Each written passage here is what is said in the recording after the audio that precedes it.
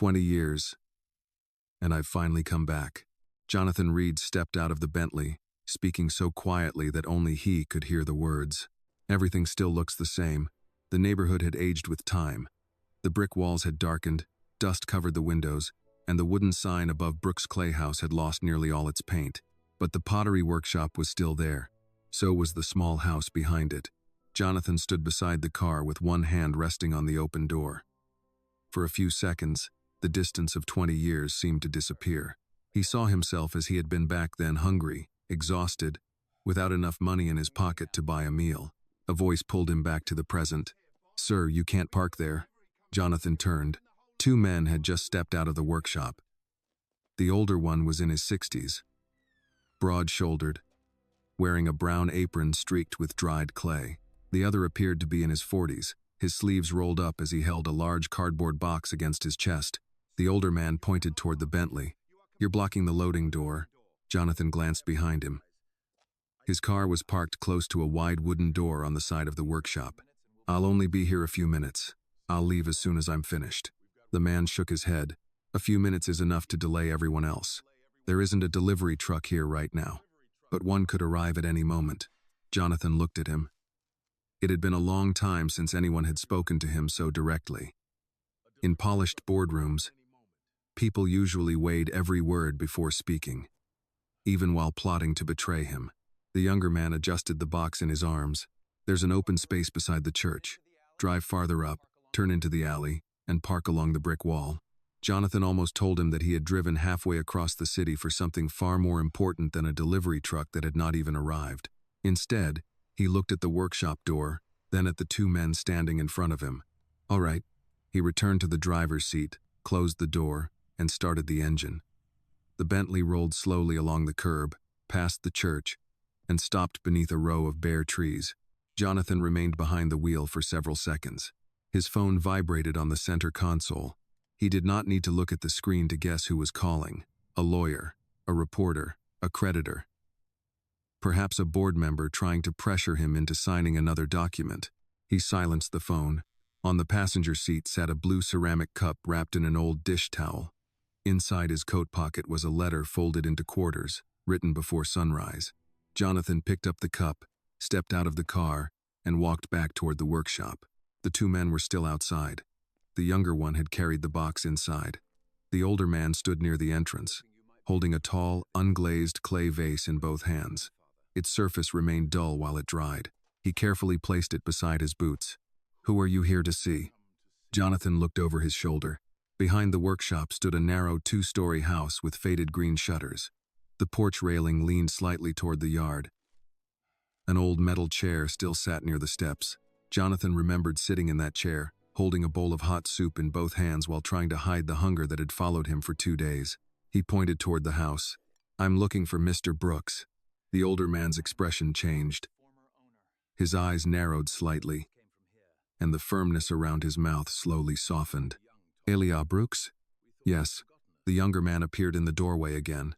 "Did he just say Elijah?" The older man did not answer. He continued studying Jonathan. "What business do you have with him?" Jonathan tightened his fingers around the blue cup. "It's personal." Personal can mean many things.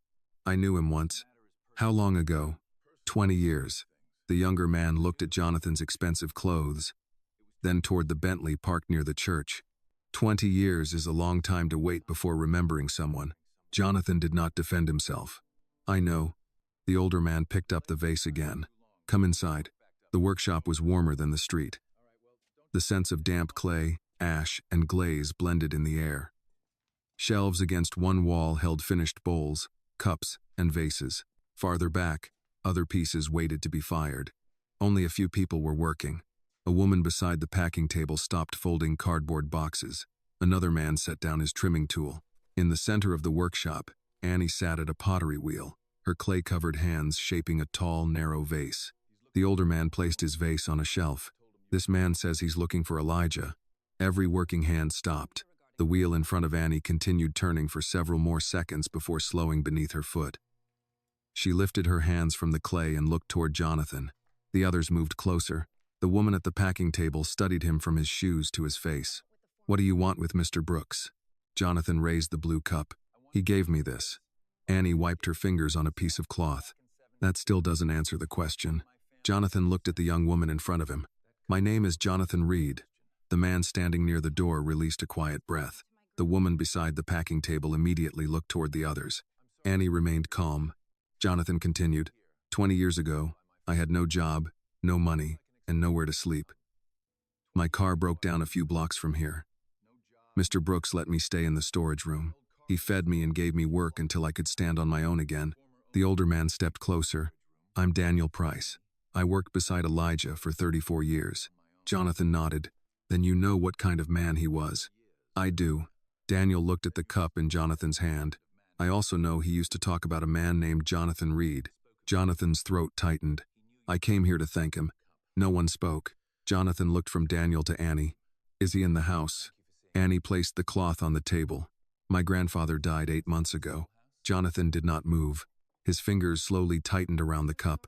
No, he said, as though denying it could stop the words from becoming true. Annie remained composed, but her voice softened. His heart stopped.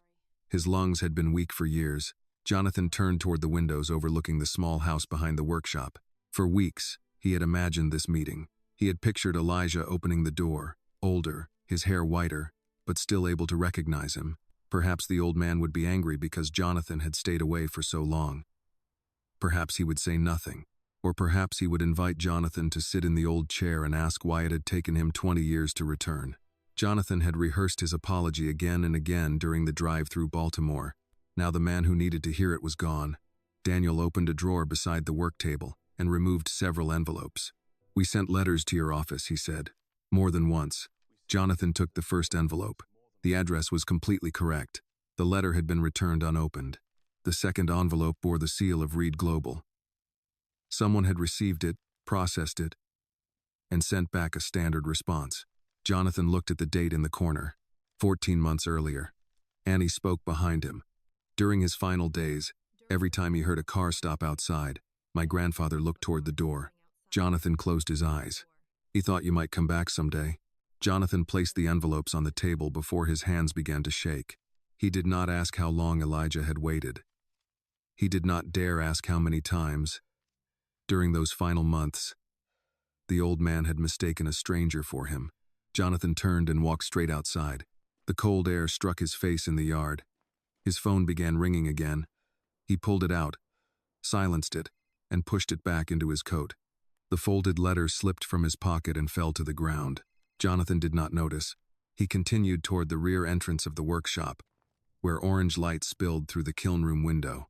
Annie stepped outside a few seconds later. She noticed the folded paper near the door and bent down to pick it up. Jonathan's name was written at the top of the page. She unfolded it. At first, Annie thought it might be a legal document. But after only a few lines, her expression changed. Jonathan had apologized to his family, his former employees, and even those he had not found the courage to name. He had left instructions concerning the last of his remaining assets. The final sentence was only one line. I built everything except a reason to keep living. Annie looked toward the kiln room. Jonathan stood beside the old kiln, holding Elijah's cup in both hands. She stepped inside. Is this why you came? Jonathan turned. The moment he saw the letter in her hand, his expression changed. Give it back. Annie held the letter beside her. You came here looking for my grandfather with this in your pocket? That is none of your business. It became my business when you dropped it outside our door. Jonathan stepped closer. You read it? Enough to understand. You had no right. Annie turned toward the kiln and reached for a pair of iron tongs. Jonathan realized what she intended to do. Don't. Annie caught the edge of the letter with the tongs, opened the kiln door, and held the paper above the heat. Jonathan moved quickly across the room. Give it back. Annie released it. The letter fell into the fire. The paper curled, darkened, and disappeared among the glowing red bricks. Jonathan stopped several steps away. You had no right. Neither did you. Annie's voice never rose. Jonathan looked at the fire, then at her. Annie closed the kiln door. You drove all this way because some part of you still wanted someone to stop you. Jonathan opened his mouth, but no words came. Behind them, the entire workshop remained silent. Jonathan kept his eyes fixed on the kiln door, as though standing there long enough might bring the words back intact from behind the metal. No one stepped forward. Then the last of his restraint collapsed. "You don't understand anything." His shout struck the brick walls and came back louder. Daniel started toward him, but Annie raised one hand and stopped him. Jonathan pointed at the kiln. "Those were my words. That was the last decision I could still make for myself, and you took even that away from me." His breathing turned ragged. He pressed the blue cup against his chest, gripping it so tightly that Annie feared the old handle might break. "I lost my company. I lost my house. The board threw me out of the building I founded. Marcus took everything, then stood in front of the cameras and said he was saving the company from me." Jonathan's voice grew harsher. "The people who used to sit at my table will not even answer my calls now. My own family speaks to me as though I am some disaster they have to stay away from." He looked at Annie, Daniel, and the others standing near the door. Shame showed in his eyes, but it was too late to stop the words that had been trapped inside him. "I gave 30 years to that company. 30 years. Jonathan struck one hand against his chest. "I missed my children's birthdays. I did not attend my friend's funeral.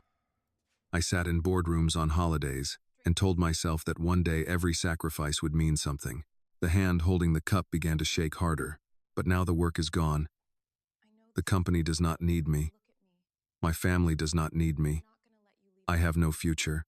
His voice caught. "There is nothing left." The final words came out like a wound being torn open.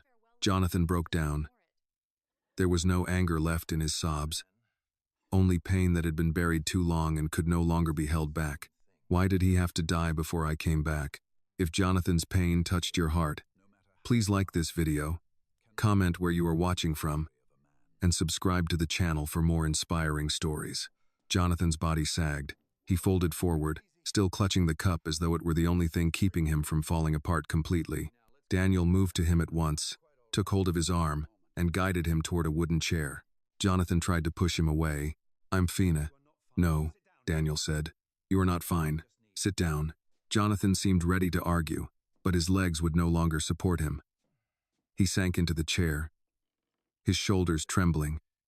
Elijah's cup still held against his chest. Rosa brought over a glass of water and placed it on the small table beside him. "Take your time," she said. Jonathan wiped a hand across his face. "I don't have any time left." "That is exactly what we need to talk about," Rosa replied. Annie lowered herself a few steps away from him. She stayed close enough for him to know she was there, but far enough that he would not feel surrounded. "Look at me, Mr. Reed." Jonathan kept his head down. "Jonathan." After a moment, he finally looked up. "You are not leaving here alone," Annie said. "Not tonight." His face tightened immediately. "You cannot keep me here. I am not holding you here. I am telling you what happens next. What happens to me? Not to you. To us." Jonathan let out a dry laugh. "Us? You do not even know what kind of man I am. I know what you wrote in that letter. That does not give you the right to decide anything for me." "No, but it means I cannot pretend I never saw it." Daniel pulled another chair over and sat across from Jonathan. He lowered himself slowly, his expression unchanged, despite the pain in his knees. "Elijah would have done the same thing she did," he said. Jonathan turned toward him. "He would have been ashamed of me." Daniel shook his head. "He might have been angry. Elijah was very good at that. But ashamed of you? No. You do not know what I have done. I know you did not come back. But one mistake, no matter how large, cannot tell the whole story of a man." Jonathan lowered his gaze to the cup. A thin crack beneath the blue glaze caught the firelight. "He waited for me." "Yes. And I never came back." "Yes." Daniel did not soften the truth. That hurt Jonathan more than any attempt at comfort. "You want me to say it did not matter?" Daniel continued. "I will not. It mattered to Elijah. He waited. He was disappointed. But he did not spend 20 years hating you." Jonathan looked at him. "Then why did he keep talking about me?" "Because he believed the man who left this place still remembered how he had been saved." Jonathan's voice dropped. "I remembered too late," Annie asked. "Too late for what?" "For him." "Yes." She did not deny it or try to make the truth easier. "You no longer have the chance to thank my grandfather. But you are still alive, and the people in this workshop are still standing in front of you. So what are you going to do with the life you have left?" Jonathan closed his eyes. "You think one night here can change everything?" "No." The answer came so quickly that he opened his eyes and looked at her again. "One night only has to keep you alive until morning. Annie said. Tomorrow. We will deal with tomorrow. Rosa folded her arms. Before we do anything else, we need to call a crisis counselor. Jonathan sat upright at once. Do not call the police. No one said anything about the police, Rosa replied. We will contact a mental health crisis line. They can send someone trained to speak with you. I do not need a stranger coming here to judge me. Annie looked directly at him. You wrote a farewell letter and prepared not to come back. This has gone too far for pride to keep making decisions for you. Jonathan turned toward the door. Daniel saw the intention immediately. Where are your car keys? Annie reached into her apron pocket and placed the keys on a shelf behind her. Jonathan's eyes sharpened. Give them back. You will get them back when the counselor says it is safe for you to leave. You have no idea what I went through today. Daniel leaned forward. Then tell us. Jonathan said nothing. The radio in the outer room played so softly that only the bass carried through. Near the packing table, a sheet of cardboard slid across the wood. No one returned to work. After a long while, Jonathan finally spoke. Marcus Vale was my business partner for 22 years. Last month, he told me we were dealing with a temporary cash flow problem. 3 weeks later, the bank froze our credit line. When I reviewed the records, I found that contracts and assets had been transferred to companies I had never heard of. Annie listened without interrupting. He told the board I had lost my judgment, that I was no longer mentally fit to lead. Jonathan looked down at his hands. Maybe he was right. No, Daniel said. The fact that you are in pain does not prove he was right. It only proves that you are in pain. Jonathan ran his thumb over the uneven rim of the cup. They voted me out yesterday morning. By noon, my face was on every news channel. By evening, my sister called to ask whether my debts could affect her property. Rosa asked, What about your children? They have not spoken to me in months. Have you called them? I wrote to them. Annie looked at him. In that letter? Jonathan did not answer. Annie's voice softened. A goodbye is not a conversation. I do not know what to say. Start with the truth. The truth is that I disappointed everyone. Daniel shook his head. That is your judgment of yourself. It is not the whole truth. Rosa walked to the telephone in the office and wrote down the number Annie read from a card near the desk. Jonathan watched them. You are really going to call someone? Yes, Annie said. And if I refuse to talk? Then we will stay here until you change your mind. All night? Daniel leaned back in his chair. I once watched a kiln for 3 nights in a row. One night with you is nothing. Something shifted in Jonathan's face. It was not a smile, but some of the resistance left his eyes. Rosa spoke quietly on the phone in the next room. Annie stood and pushed the glass of water closer to Jonathan. Drink. This time, he did not refuse. His hands were still shaking, so Daniel quietly supported the bottom of the glass. Jonathan took one sip, paused, then took another. I came here to thank him, he said. Annie looked at the blue cup in his hands, then stay long enough to see what he left behind. Jonathan looked through the open doorway at the old shelves, the unfired bowls, the scarred work tables, and the people who had not walked away. Rosa returned. A counselor is on the way. Jonathan lowered his head. The counselor arrives 40 minutes later in a Navy sedan with the Baltimore City Behavioral Health seal on the door. Her name is Denise Carter. She is in her 50s, dressed in a plain wool coat, and carries no clipboard when she enters the kiln room. She introduces herself to Jonathan, then asks everyone else to give them space. Annie hesitates. Denise notices. You can stay nearby. I'll call if I need you. Annie nods and leads the others into the main workshop. Daniel leaves the door partly open. Jonathan sits across from Denise with Elijah's cup between his hands. I'm not going to ask you to explain your whole life tonight, she says. I need to know whether you still intend to harm yourself. Jonathan looks toward the kiln. The letter is gone. That wasn't my question. He remains quiet for several seconds. I don't know. Denise accepts the answer without changing her tone. Do you have a plan beyond what you wrote? No. Anything in your car that concerns me? No. Are you willing to stay with other people tonight? Jonathan glances through the open door. Annie is clearing tools from a table while Daniel speaks quietly with Rosa. I suppose I don't have much choice. You have choices. Some of them just need to wait until you're thinking more clearly. Denise talks with him for nearly an hour. She asks about sleep, alcohol, medication, and the last time he ate a full meal. Jonathan gives short answers at first. Then the words come more easily. He tells her he has slept less than 3 hours a night for 2 weeks. He tells her the penthouse no longer feels like a home. He tells her he has avoided his physician because he does not want another person documenting his collapse. Denise arranges an appointment at a community behavioral health clinic for the following morning. She asks Jonathan to agree that he will not leave alone, drink, or make financial decisions that night. Jonathan dislikes every condition. He agrees anyway. Before leaving, Denise speaks with Annie and Daniel near the door. He shouldn't be alone tonight, she says. If his condition changes, call me or emergency services. Don't try to manage it yourselves. Annie listens carefully. He has a place to sleep here. Jonathan hears her and turns. I haven't agreed to that. Denise buttons her coat. Then agree now. He gives her a tired look. Do you always speak to people this way? Only when they're using irritation to avoid the obvious.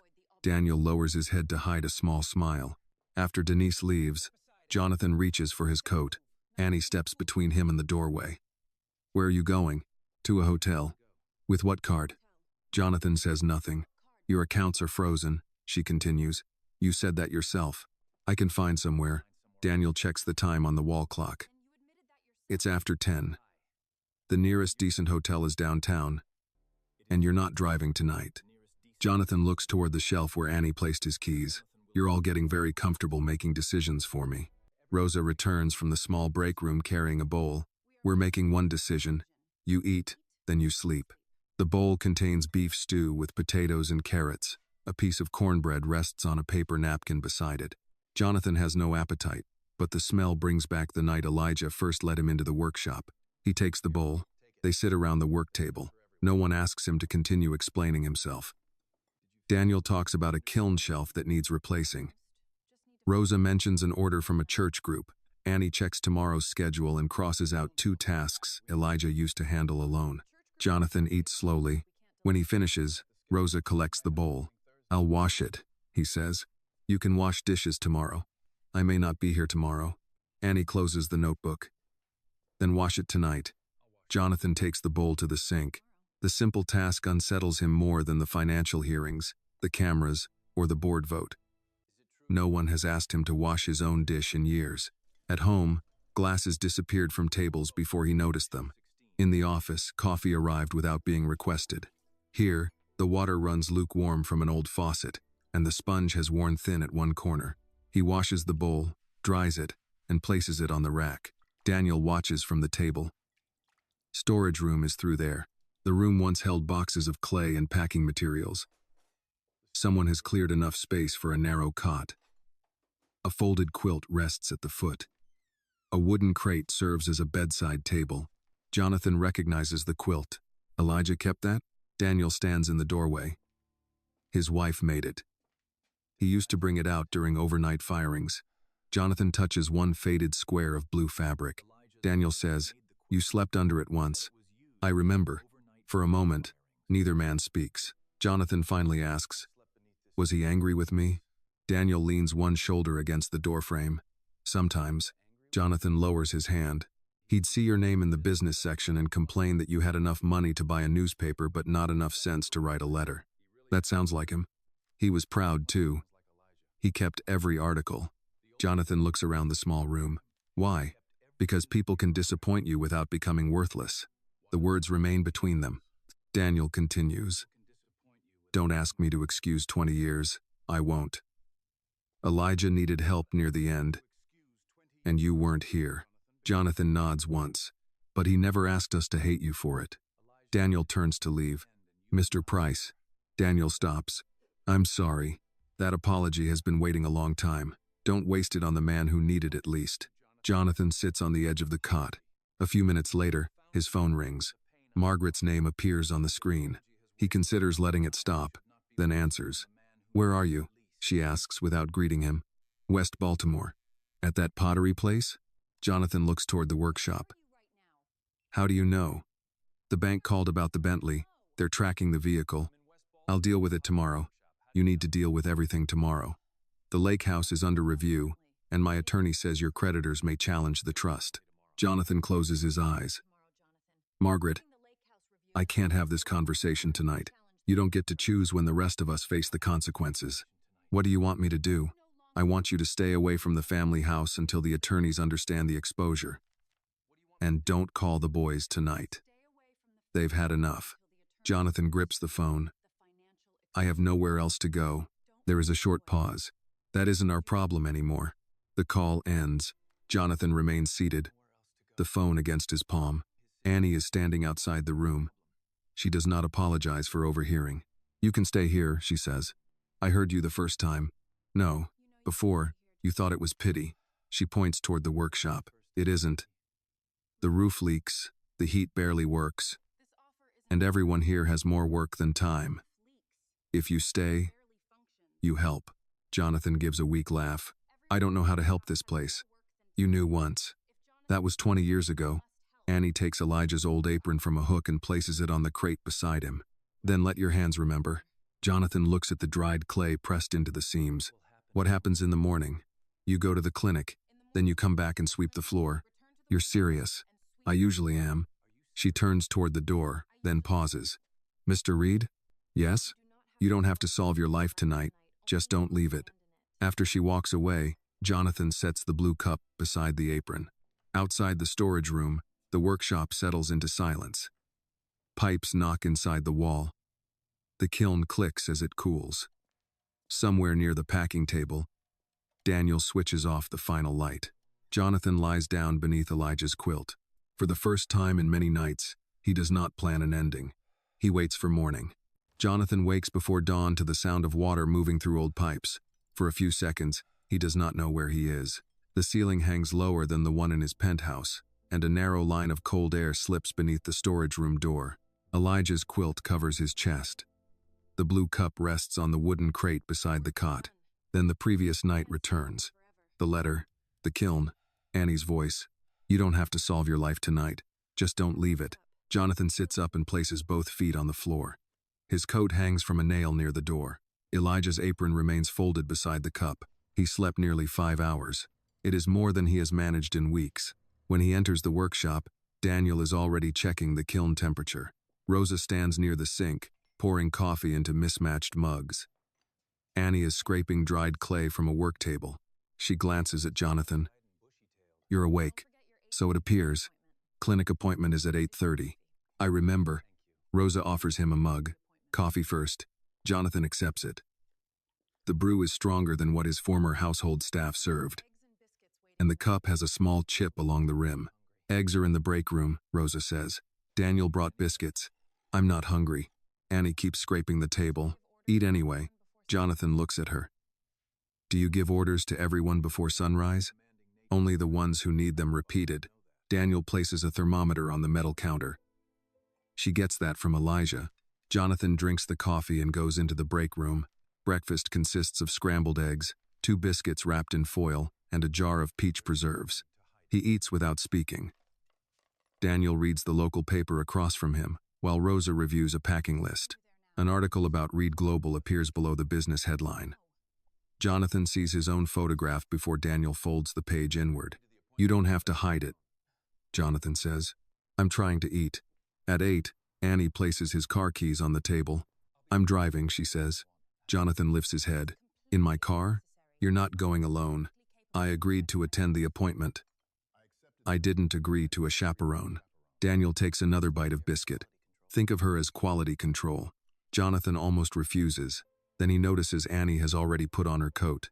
The behavioral health clinic operates from a converted brick building near a public library. There is no private entrance, executive waiting room, or assistant to complete the forms. Jonathan writes his own address, insurance information, and emergency contact. He pauses at the final box. Annie sits several chairs away, reading a pottery supply catalog. Jonathan writes Margaret's name, then crosses it out. He leaves the line blank. A clinician named Dr. Patel meets with him for almost an hour. Jonathan resists at first, answering in short sentences. Dr. Patel does not pressure him for explanations. He asks direct questions about sleep, alcohol, hopelessness, and whether Jonathan still intends to end his life. Jonathan tells the truth. The urge is not gone. It feels farther away than it did yesterday, but he does not trust the distance. Dr. Patel discusses treatment, regular appointments, and medication options. He gives Jonathan a written safety plan and asks him to identify people he can contact during a crisis. Jonathan looks at the empty spaces. There aren't many, he says, then begin with the people who stayed last night. When Jonathan returns to the waiting room, Annie closes the catalog. How did it go? I have another appointment Friday. That wasn't my question. It was difficult. She nods.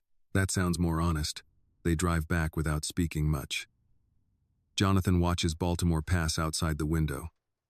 At an intersection, a man in a heavy coat opens a corner grocery store. A city bus releases a group of early shift workers. A church volunteer sets folding tables beside a food pantry. Jonathan has spent years viewing neighborhoods through market reports, traffic studies, and investment maps. From the passenger seat, he sees people beginning ordinary days with no concern for his former title. At Brooks' Clay House, Annie returns his keys but does not give him time to retreat to the storage room. She hands him a broom. The floor first. Jonathan removes his coat. You were serious. I warned you. He begins near the packing tables. The broom catches on cracks between the boards. Fine clay dust gathers in pale lines. After several minutes, Jonathan's shoulders ache. Daniel passes carrying a kiln shelf. Jonathan sets down the broom. Let me take that. I've carried these longer than you've carried a briefcase. That doesn't make it sensible. Daniel studies him, then transfers the shelf without protest. It is heavier than Jonathan expects. He carries it to the kiln room and places it where Daniel directs. Not bad, Daniel says. High praise. Don't get used to it. By mid-morning, Annie moves Jonathan to a preparation table and places a block of clay before him. Wedging, she says. Push forward, fold, turn. I remember. Then do it. Jonathan presses both palms into the clay. The first movement is stiff. The second is uneven. Annie corrects the angle of his wrists without taking over. Use your weight, not just your arms. He adjusts. The rhythm returns slowly. Push. Fold. Turn. The clay becomes smoother beneath his hands. Jonathan closes his eyes for half a second. He remembers Elijah at the same table, telling him that clay exposes impatience faster than people do. Annie notices the change in his movement. Your hands remember. My shoulders don't. That comes tomorrow. After lunch, Jonathan asks to see the accounts. Annie brings him 2 notebooks, a box of receipts, and an old laptop that takes several minutes to start. This is everything? This is what Grandpa kept. Jonathan works through the afternoon. The numbers are worse than he expects. The workshop owes money to the electric company, the gas provider, 2 suppliers, and the city. Property taxes are overdue. The large kiln needs a replacement controller. Insurance coverage is incomplete. Several finished orders have never been invoiced. How long have you been operating like this? He asks. Annie continues trimming a bowl. Since Grandpa got sick, why didn't anyone organize the records? We were making products, filling orders, and taking him to appointments. Jonathan turns another page. You have less than 6 weeks. Annie's tool stops. 6 weeks until what? Until the utilities begin shutting off service. The tax debt is worse. If the city moves forward, the building could enter a tax sale. Rosa sets down a packing label. Daniel comes closer. Jonathan continues. The workshop has good products, loyal customers, and no system for reaching them. Prices don't reflect labor. Half the orders are verbal. There's no online store and no reserve cash. Annie crosses her arms. Can it be fixed? Jonathan looks at the notebooks again. Yes. Daniel asks, how much money? Jonathan removes his wallet. I still have access to some cash. Enough to cover the immediate bills. Annie shakes her head. No, you haven't heard the amount. It doesn't matter. Keeping the power on matters. A check keeps the lights on. A plan keeps people working after the check is gone. Jonathan studies her. She is not rejecting his help. She is rejecting the only form of help he has offered for years. What do you suggest? You tell us what you know. We decide together what makes sense. Jonathan looks around the workshop.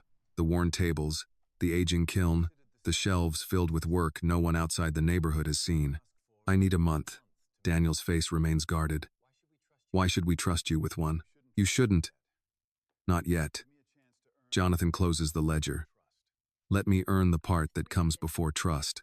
Annie considers him. 3 conditions. You don't make decisions for us. You don't use this place to repair your public image. And you keep every appointment at that clinic. Jonathan's first instinct is to object to the final condition. Then he remembers the letter turning black inside the kiln. All right. Annie places Elijah's apron in front of him. Then put this on. We have Clay arriving at 4. Jonathan removes his watch and places it beside the ledgers. He ties the apron around his waist and returns to the preparation table. The clay does not care what he once owned. It yields only when he applies the right pressure. And for the first time in years, Jonathan begins learning the difference. The clay delivery arrives at 4 in a dented white van with one headlight brighter than the other. Jonathan helps Daniel unload 25-pound bags while Annie checks the invoice against the handwritten order in Elijah's notebook. The driver waits beside the open doors, tapping a pen against his clipboard. There's a balance from last month, he says. My office says no more credit after today. Annie looks at the total. We were told we had until Friday. That was before accounting reviewed the account. Jonathan wipes clay dust from his hands. How much is overdue? Annie turns the invoice over before he can read it. We'll handle it.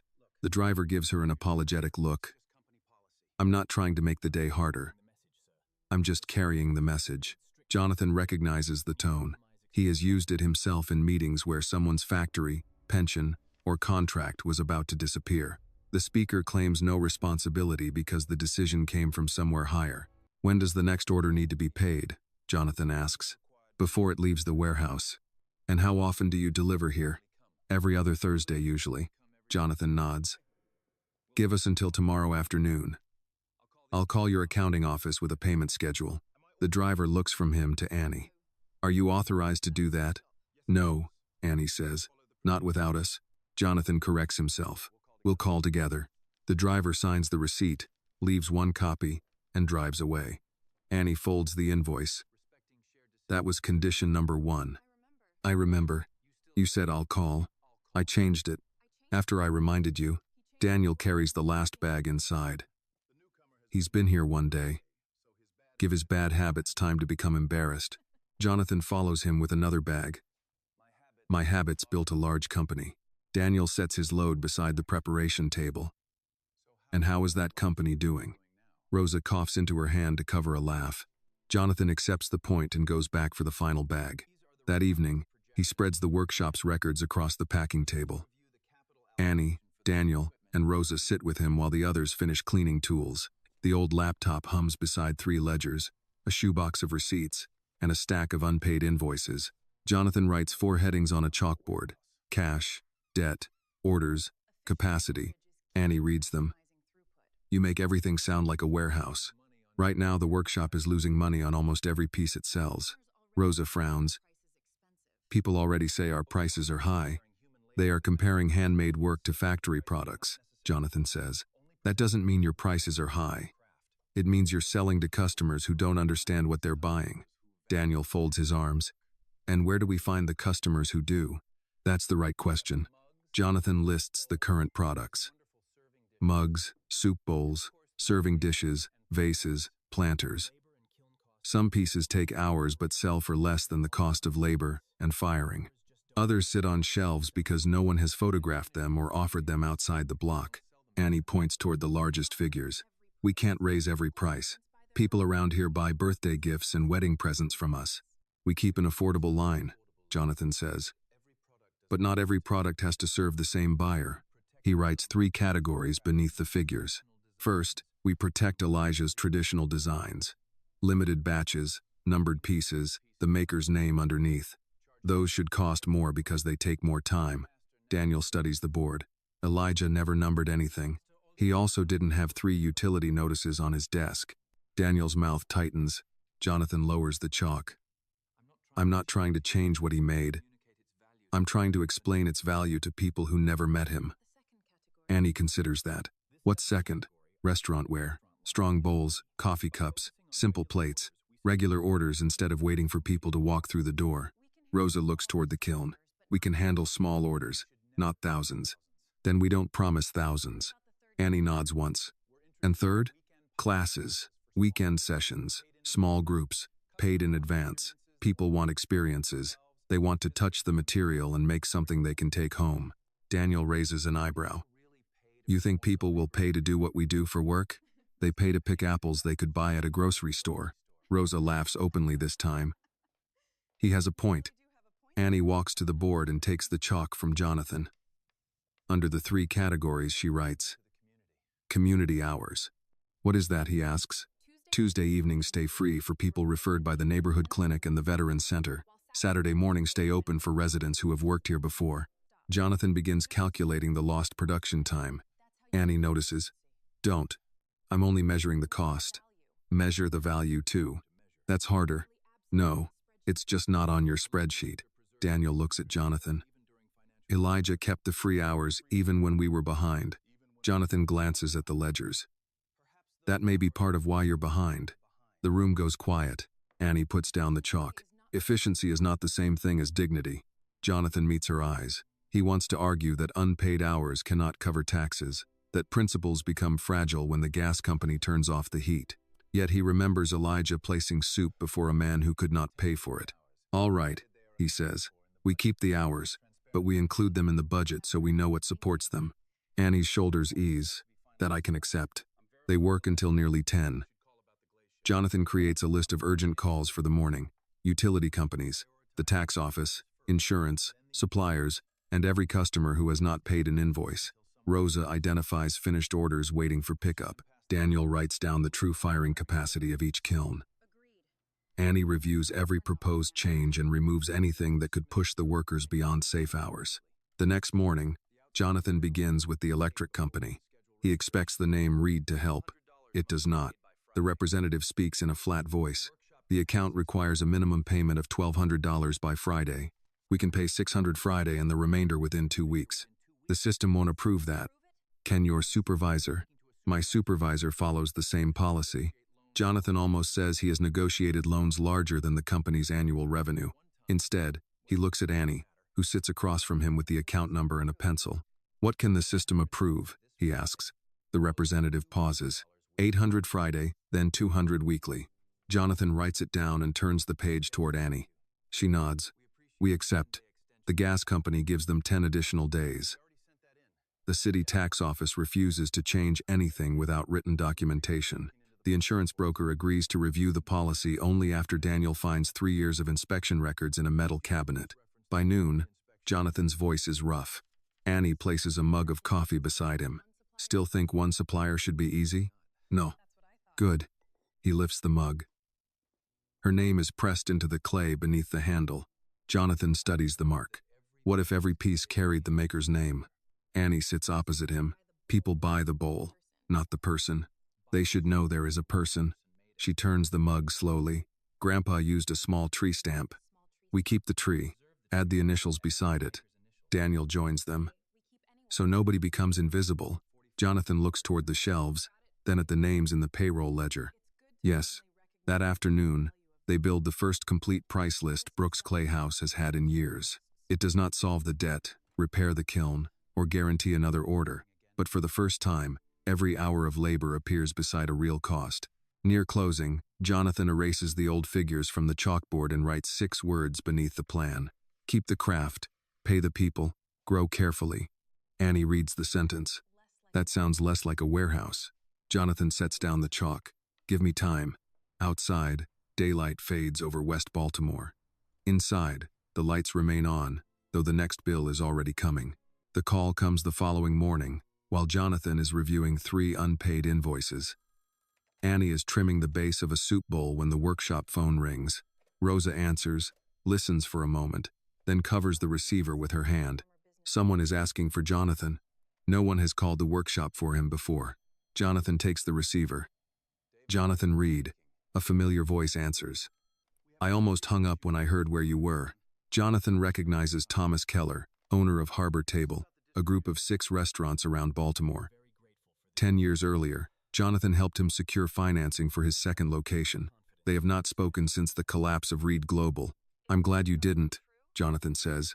I saw the article. Is it true? That depends on which part. That you're working in a pottery shop. Jonathan looks at the clay beneath his fingernails. Yes. Thomas is silent for a second. I need 200 soup bowls for a new location. Our supplier missed the delivery date. Someone told me this place might be able to handle a small order. Who told you? A woman from Street Matthews. She said the workshop made bowls for their anniversary dinner. Jonathan turns toward Rosa. She raises one hand. My church. Thomas continues. I need samples today. Delivery in 10 days. If they're late, I lose the opening weekend. Jonathan reaches for a pencil. Size? 12 ounces. Dark blue if possible. Nothing delicate. These will be used every day. Budget? Thomas gives him the number. Jonathan writes it down and feels the first lift of possibility. The amount covers the electric payment, part of the kiln repair, and 2 weeks of wages. We'll bring samples this afternoon. You sound confident. I'm trying something new. What's that? Checking with the people who have to make them before I promise anything. Jonathan hangs up and turns toward the others. We may have an order for 200 soup bowls. Daniel removes his glasses. In 10 days? Yes. With one large kiln that still needs a controller? Yes. And you told him we could do it? I told him we would bring samples. Annie wipes clay from her trimming tool. What's the price? Jonathan shows her the figure. She calculates silently. It works if the failure rate stays low. Daniel shakes his head. Clay doesn't care about your failure rate. No, Jonathan says, but scheduling does.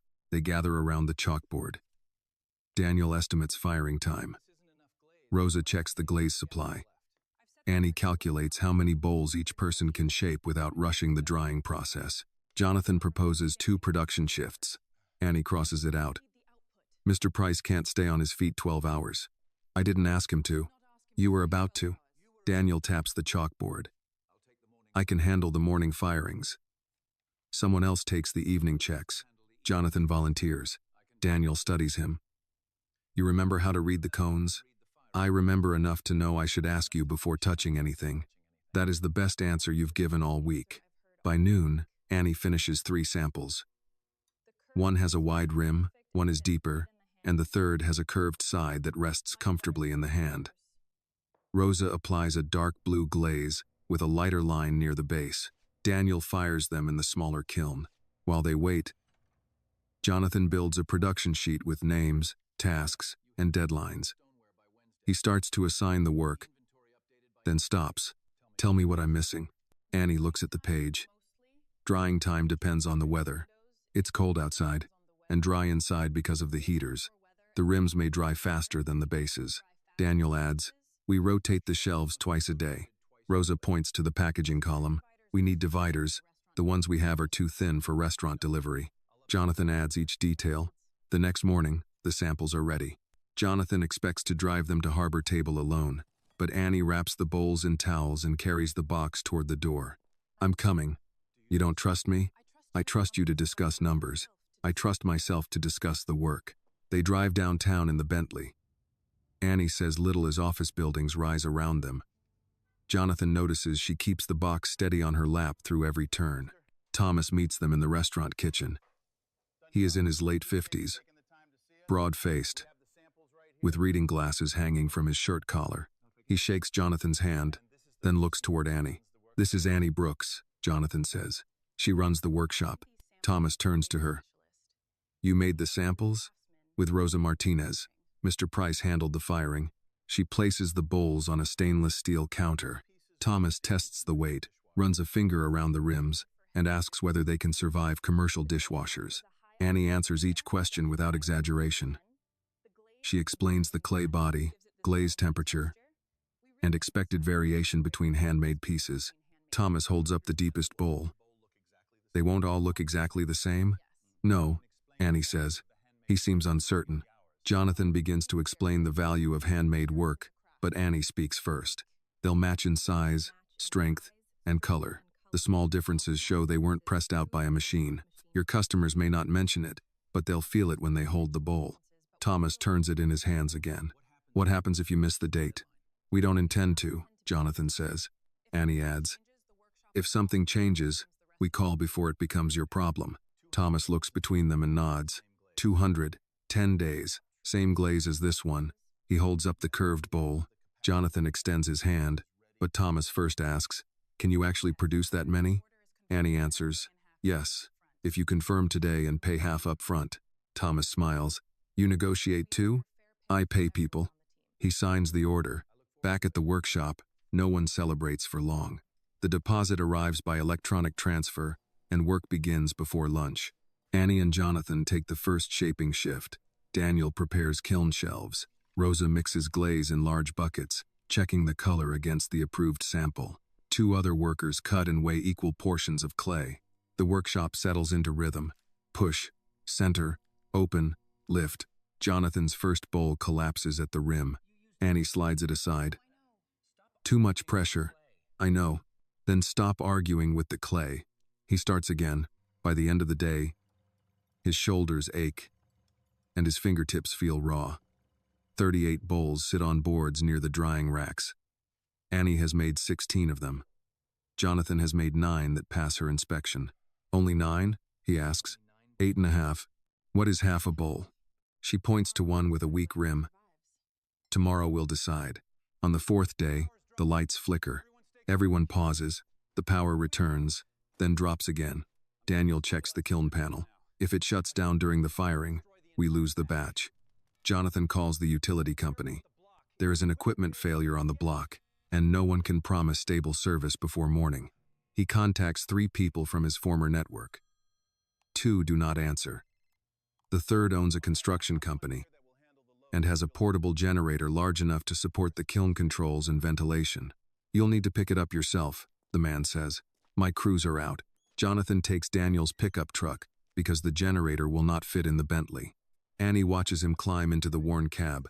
You know how to drive that? It has a steering wheel. It also has a clutch. Jonathan looks down at the gear shift. Daniel tosses him the keys. Try not to make us repair 2 things today. Jonathan returns 90 minutes later with the generator secured in the truck bed. Daniel connects it, and the firing continues. On the 9th night, all 200 bowls are finished. They line the shelves in rows of dark blue, each marked underneath with the bukstory and the initials of the person who made it. Rosa checks every rim. Annie rejects 6 pieces and replaces them with the extras prepared earlier. Jonathan packs the boxes while Daniel counts aloud. The next morning, they deliver the order. Thomas inspects 3 random boxes before signing the receipt. Good work, he says. Annie accepts the copy. Call us after the first week of service. When the final payment arrives, Jonathan gathers everyone around the packing table. He shows them where the money goes: wages, electricity, kiln repair, supplier debt, and a small reserve. For the first time in months, every worker receives a full paycheck on schedule. Rosa brings peach cobbler from home. Daniel makes coffee. They eat from paper plates while the evening light fades across the workshop windows. Annie sits beside Jonathan. That was work, she says.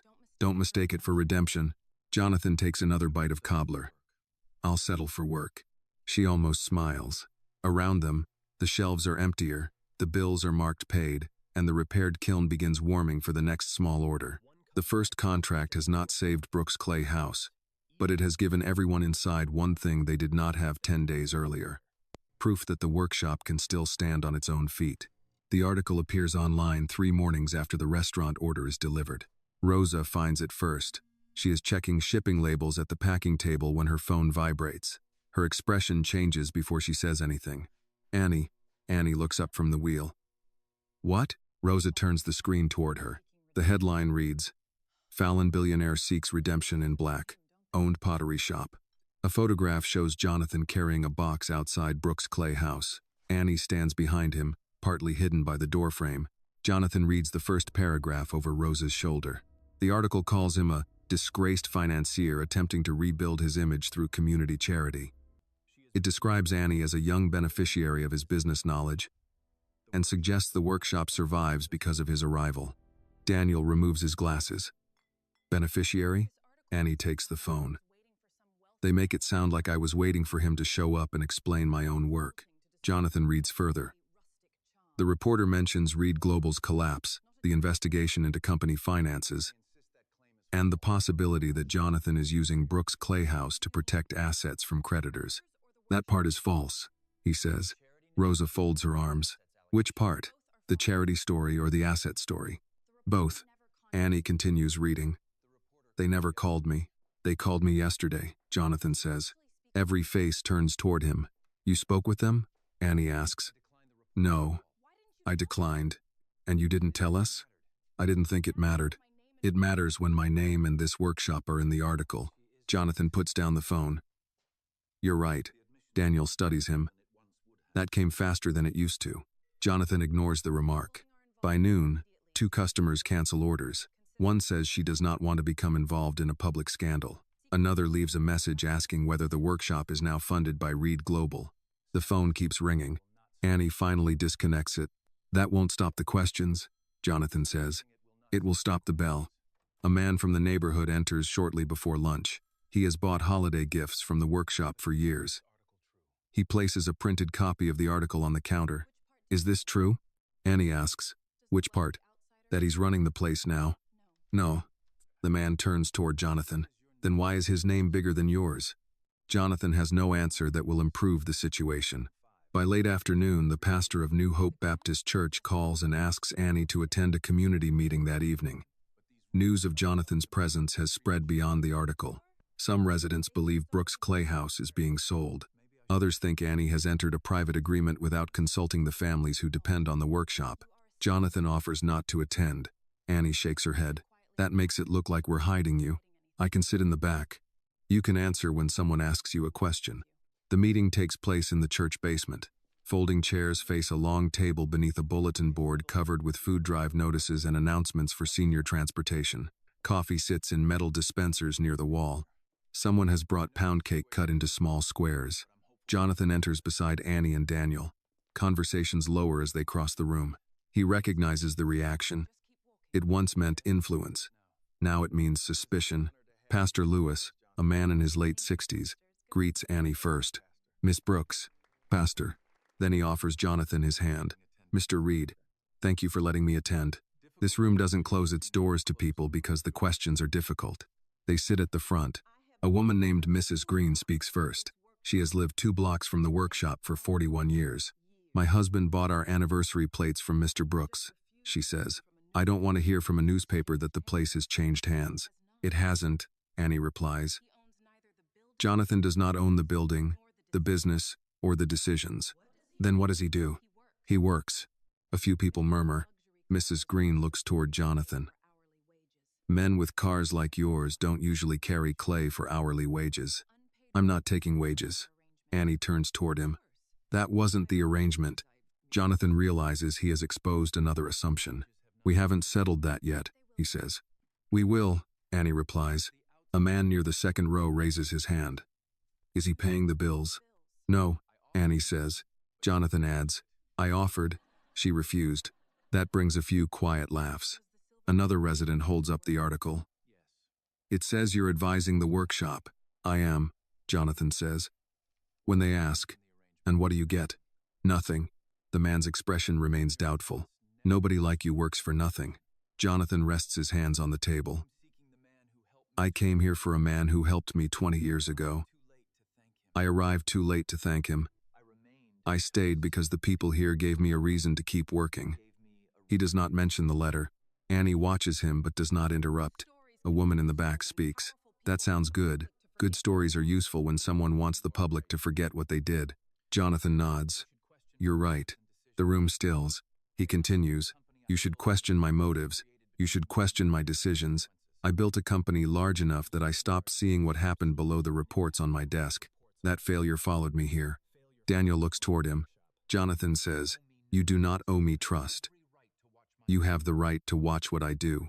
Mrs. Green asks Annie, and you're comfortable with him staying? I'm comfortable with the conditions I set. A younger businessman near the aisle shakes his head. You're 18. He spent longer than that, controlling boardrooms. How do you know he isn't using you? Annie's face does not change. People keep asking whether a 50-year-old white man is using me, she says. Nobody asks whether a black woman is capable of setting the terms.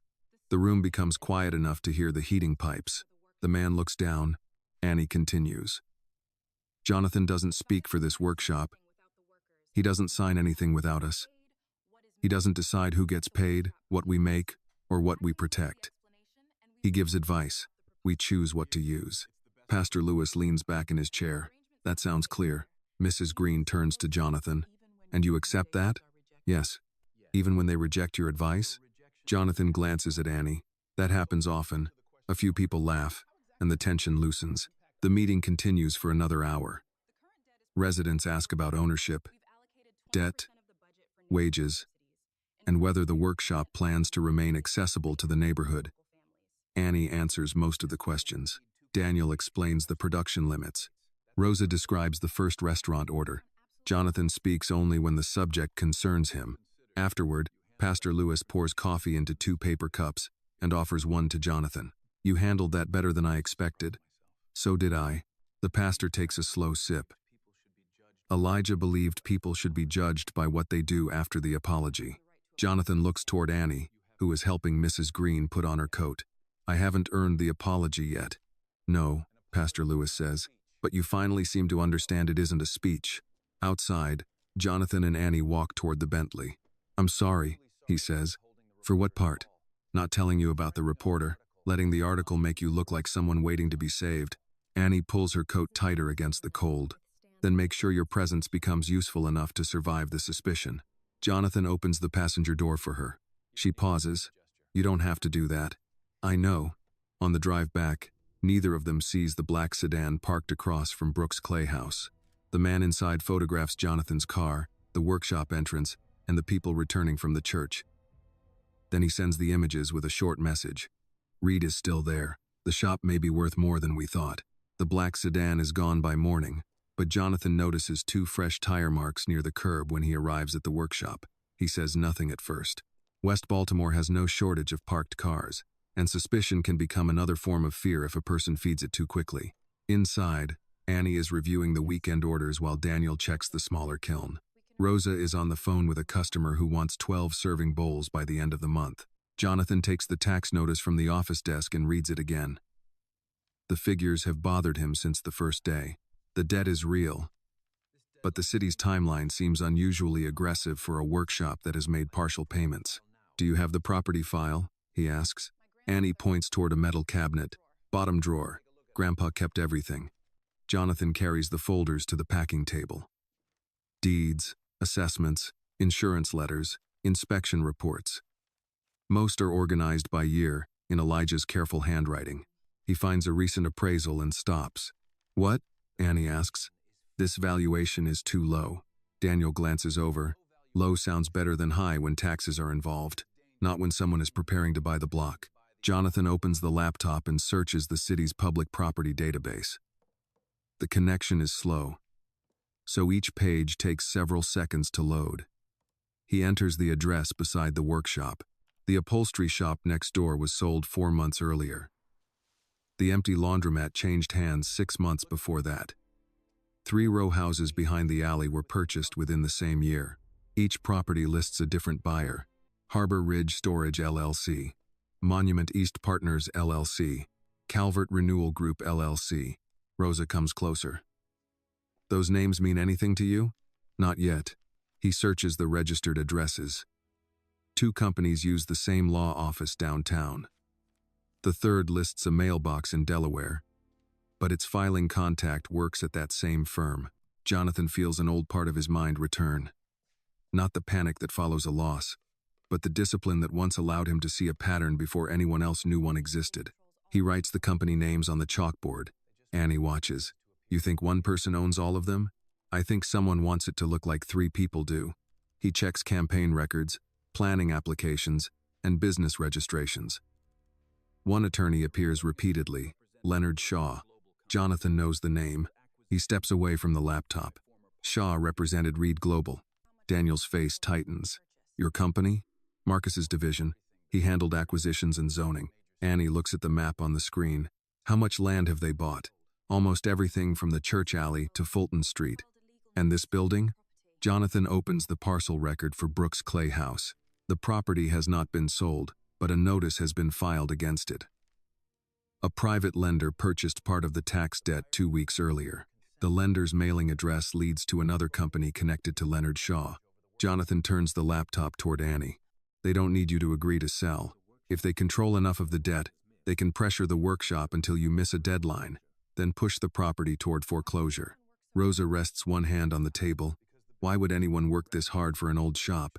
Because this shop sits between two parts of a larger site. Jonathan opens an online planning map. Several nearby lots have been marked for industrial redevelopment. The city has not approved a final project, but the preliminary documents describe a distribution center, truck access, and warehouse space. Brooks' clay house stands directly where the main entrance would need to go. Annie reads the project summary twice. They want to turn the whole block into a loading yard. Yes. Daniel looks toward the kiln room. Elijah knew people were asking about the land. He told them no. Who asked? Men in suits, never the same ones twice. Jonathan looks at the names on the board. They were probably working for separate companies so nobody would see the connection. Annie studies the map. So they buy the houses, let the buildings sit empty, and wait for everyone else to give up. That's one way. What's the other? They make staying too expensive. The phone rings before she can answer. Jonathan sees no number on the display. Annie reaches for it, but he lifts one hand. Let me. He answers. Brooks' clay house. Marcus Vale's voice comes through the line. You've become difficult to find. Jonathan turns away from the others. You found me. I hear you've been busy. Jonathan looks toward the window. Did you send someone to photograph the shop? Marcus ignores the question. You used to understand discretion. I used to trust you. A pause follows. Marcus speaks again. That neighborhood is part of a redevelopment plan. Clean project. Good tax incentives. Hundreds of jobs. For people who won't live there. People need work more than they need sentimental buildings. Jonathan's hand tightens around the receiver. How many companies did you create to buy the block? Careful, John. Harbor Ridge, Monument East, Calvert Renewal. Do you want me to keep going? Marcus lets out a quiet breath. You still know how to follow paper. I also know how to recognize a shell company. Annie moves closer but does not interrupt. Marcus lowers his voice. The workshop is drowning in debt. You know that. I can solve the problem. For whom? For everyone. The girl gets enough money to attend college. The workers receive severance. You get a place to live and a clean agreement with the creditors.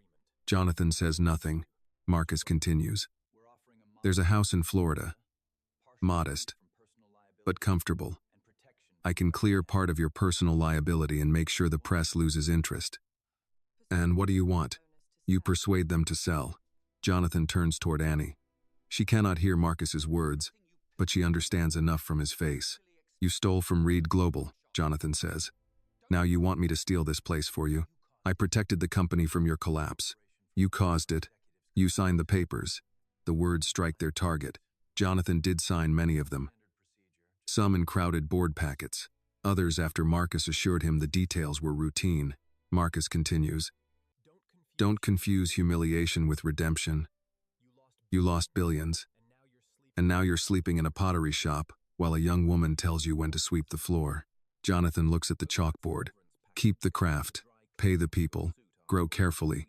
For years, Marcus knew exactly how to use Jonathan's pride. This time, the insult feels smaller than the room around him. The answer is no. You haven't heard the full offer. I heard enough. Marcus's tone hardens. Then hear this. The tax sale moves forward in less than a month. Suppliers will tighten their terms. Inspectors will start noticing things they overlooked before. By the time you prove anything, there won't be a workshop left to protect. The call ends. Jonathan keeps the receiver in his hand. Annie waits. Who was it? He considers protecting her from the details. The instinct arrives before reason. Then he remembers the meeting at the church and the promise that he will not decide for them. Marcus Vale, he says. He offered to clear part of my debt if I convince you to sell. Daniel's jaw tightens. Rosa asks, and if we don't? Jonathan places the receiver down. He plans to make this place impossible to keep. Annie looks at the map, the shell companies, and the tax notice. That's how people steal a neighborhood without ever calling it theft. Jonathan nods. For the first time since he enters Brooks' clay house, the fight in front of him is not about saving his former life. It is about preventing Marcus from doing to this neighborhood what he has already done to everyone Jonathan failed to protect. The first warning arrives before noon.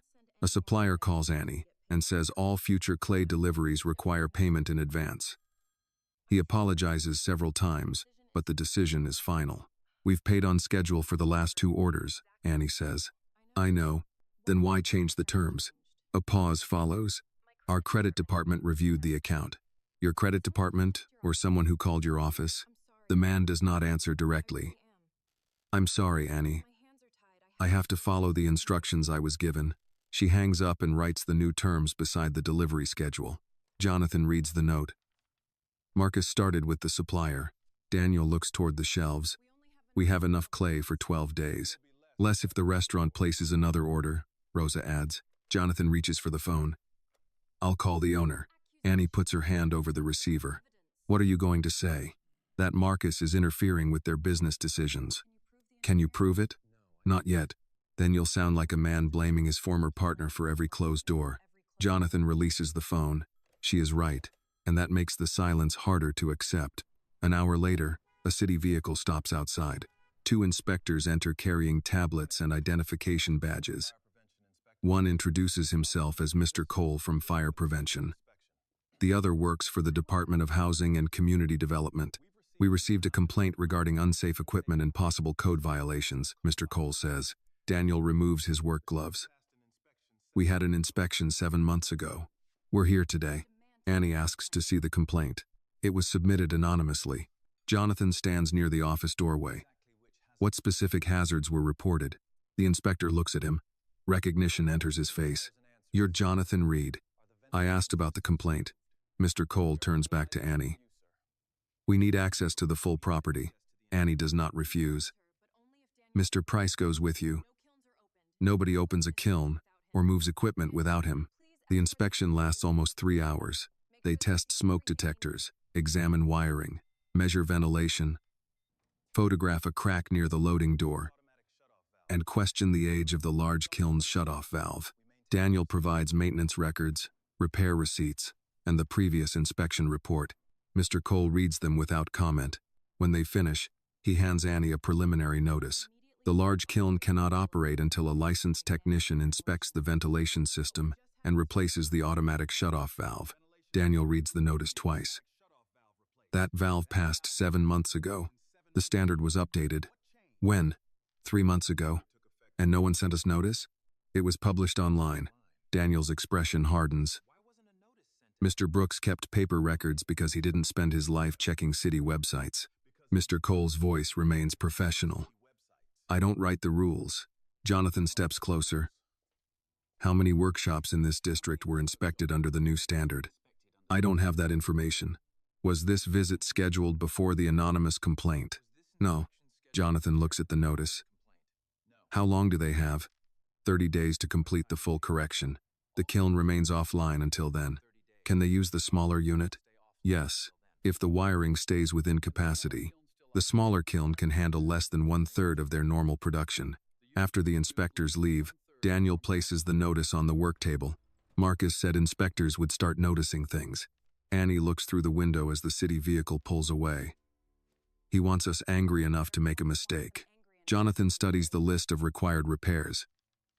Then we don't give him one. He calls 5 licensed technicians. The first has no appointments for 6 weeks. The second refuses the address after hearing the building's age. The third quotes a price higher than the workshop's monthly payroll. The fourth does not return the call. The fifth agrees to come the next morning. By closing time, another problem arrives. Harbor Table postpones its next order after someone contacts the restaurant's insurer and raises concerns about the workshop's equipment. Thomas Keller calls Jonathan directly. I'm not canceling, Thomas says. But I can't place another order until I know you can finish it. I understand. Do you? Yes. Thomas lowers his voice. Someone is working hard to make this shop look unstable. Jonathan turns toward Annie. We know. Then be careful. People like that don't stop because the first push fails. When the call ends, Jonathan writes the lost order on the chalkboard. Annie watches him subtract the expected revenue. How long now? She asks. With the large kiln down and the supplier requiring cash, 3 weeks. Rosa lowers herself into a chair. We had 6. We still have options, Jonathan says. Daniel gives him a tired look. You always say that before adding more work. Jonathan erases part of the production schedule. We focus on small pieces that fit the smaller kiln. Higher margin, faster drying. Cups, small bowls, candle holders.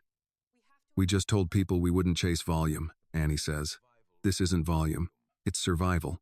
And who makes them? All of us. Daniel flexes his right hand. The swelling around his knuckles has worsened during the cold weather. Jonathan notices. Not you. I can still work. You can supervise firing and train me. Daniel's eyes narrow. Train you to do what? Everything you don't trust me to touch. You have appointments. I'll keep them. And the accounts? I'll do them at night. Annie steps between the two men. No. Jonathan looks at her. No to what? To pretending you can work 18 hours a day because you're afraid to stop thinking. We don't have time for perfect balance. We're not asking for perfect. We're asking you not to break yourself and call it dedication. Jonathan turns away. The words touch something he has been avoiding since the call with Marcus. Every new threat brings back the pressure in his chest. At night, even beneath Elijah's quilt, he hears fragments of the letter Annie burned. The workshop gives him a reason to rise each morning, but the fear of failing it has begun to resemble the fear that destroyed his former life. That evening, Jonathan attends his clinic appointment. He nearly cancels twice. Dr. Patel listens as he explains the supplier, the inspection, and the lost order. You sound as though you believe the workshop survives only if you carry every problem, Dr. Patel says. I'm the only person here who understands what Marcus can do. That may be true.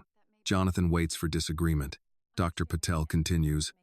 It does not mean you are the only person capable of making decisions. Jonathan looks toward the window. What happens if I fail them too? You're asking the wrong question. What is the right one? What happens if your fear of failing them makes you stop listening to them? Jonathan leaves the clinic after sunset. Instead of returning to Brooks Clay House, he drives downtown and parks outside the former Reed Global headquarters. His name is still fixed in metal above the entrance, though he no longer has permission to enter the building. Employees move through the lobby without seeing him. Jonathan sits behind the wheel for nearly an hour. The old urge returns quietly. Not as a plan, but as exhaustion. The thought that everyone might be safer if he removed himself before Marcus caused more damage. He starts the engine and drives back to the workshop. The windows are dark except for a light above the office. Jonathan enters through the side door, packs his clothes into the small bag beside the cot, and places Elijah's apron on the wooden crate. He carries the bag into the main room. Annie sits at the work table waiting for him. You're leaving, she says. If I go, Marcus may lose interest. No, you don't know him. I know you. Jonathan lets out a tired breath. You've known me for less than a month. Long enough to recognize this. What? You're doing it again. His hand tightens around the bag. Doing what? Calling, escape a sacrifice. Jonathan looks toward the kiln room. Everything he does to this place is because I'm here. Marcus wanted the land before you came. He's moving faster because of me. Then help us move faster too. Don't disappear and leave us with him. Jonathan lowers the bag to the floor. I don't know whether I can stop him. Annie stands. Neither do I. Her answer unsettles him. She continues. But I know what happens if you leave. You'll be alone, and we'll lose the one person who understands how he thinks. Neither of those outcomes helps anyone. Jonathan says nothing. Annie picks up Elijah's apron and holds it out. You don't get to decide that abandoning us is noble. He takes the apron. Outside, a truck passes along the avenue, shaking the old windows. Inside, the smaller kiln continues its slow firing. Jonathan places his bag back in the storage room. For the second time since arriving at Brooks Clay House, Annie stops him from leaving. This time, there is no letter and no fire. Only the truth he is still learning to face. Staying requires more courage than disappearing. The repaired bowl appears on the work table the next morning. Jonathan notices it while checking the smaller kiln's firing schedule. A thin crack runs from the rim toward the base. But someone has filled the line with gold-colored glaze. The repair does not hide the damage. It follows it. He picks up the bowl and turns it under the light. Who did this? Caleb raises one hand from the far end of the table. It was already broken. I can see that. I thought the crack looked like a river. Annie comes over, wiping her hands on her apron. She examines the bowl, then looks at Caleb's sketchbook. Several pages show cups and plates, divided by bright lines. You painted over the crack? She asks. Not over it, inside it. Daniel joins them, and taps the bowl lightly with one finger. It still needs to be tested. A pretty repair is useless if it leaks. Jonathan carries it to the sink, fills it with water, and places it on a dry cloth. They wait. No moisture appears beneath the base. Rosa turns the bowl slowly. It looks better, because the crack is there. Jonathan studies the gold line. Not better. Different. Annie looks toward the shelves of rejected pieces near the kiln room. Some have weak rims. Others have small fractures or glaze faults that make them difficult to sell. How many damaged pieces do we have? She asks. Daniel estimates nearly 80. Jonathan walks to the shelf. Most businesses would discard them. We reuse the clay when we can, Annie says. Fired pieces can't go back. He picks up a cup with a narrow split near the handle. What if they don't go back? Annie understands before he finishes. They move forward. By noon, the main table is covered with imperfect bowls, cups, and plates. Daniel inspects each one for structural weakness. Anything unsafe is removed. Rosa experiments with glaze mixtures until she produces a warm gold that holds its color after firing.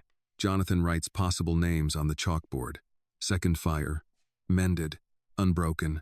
Annie crosses out the last one. They are broken, she says. That's the point. Jonathan looks at the repaired bowl in front of her. What do you call something that cracked but still does its job? Annie runs one finger beside the gold line. Still holding. The room quiets. Rosa nods. That's the name. Jonathan writes it on the board.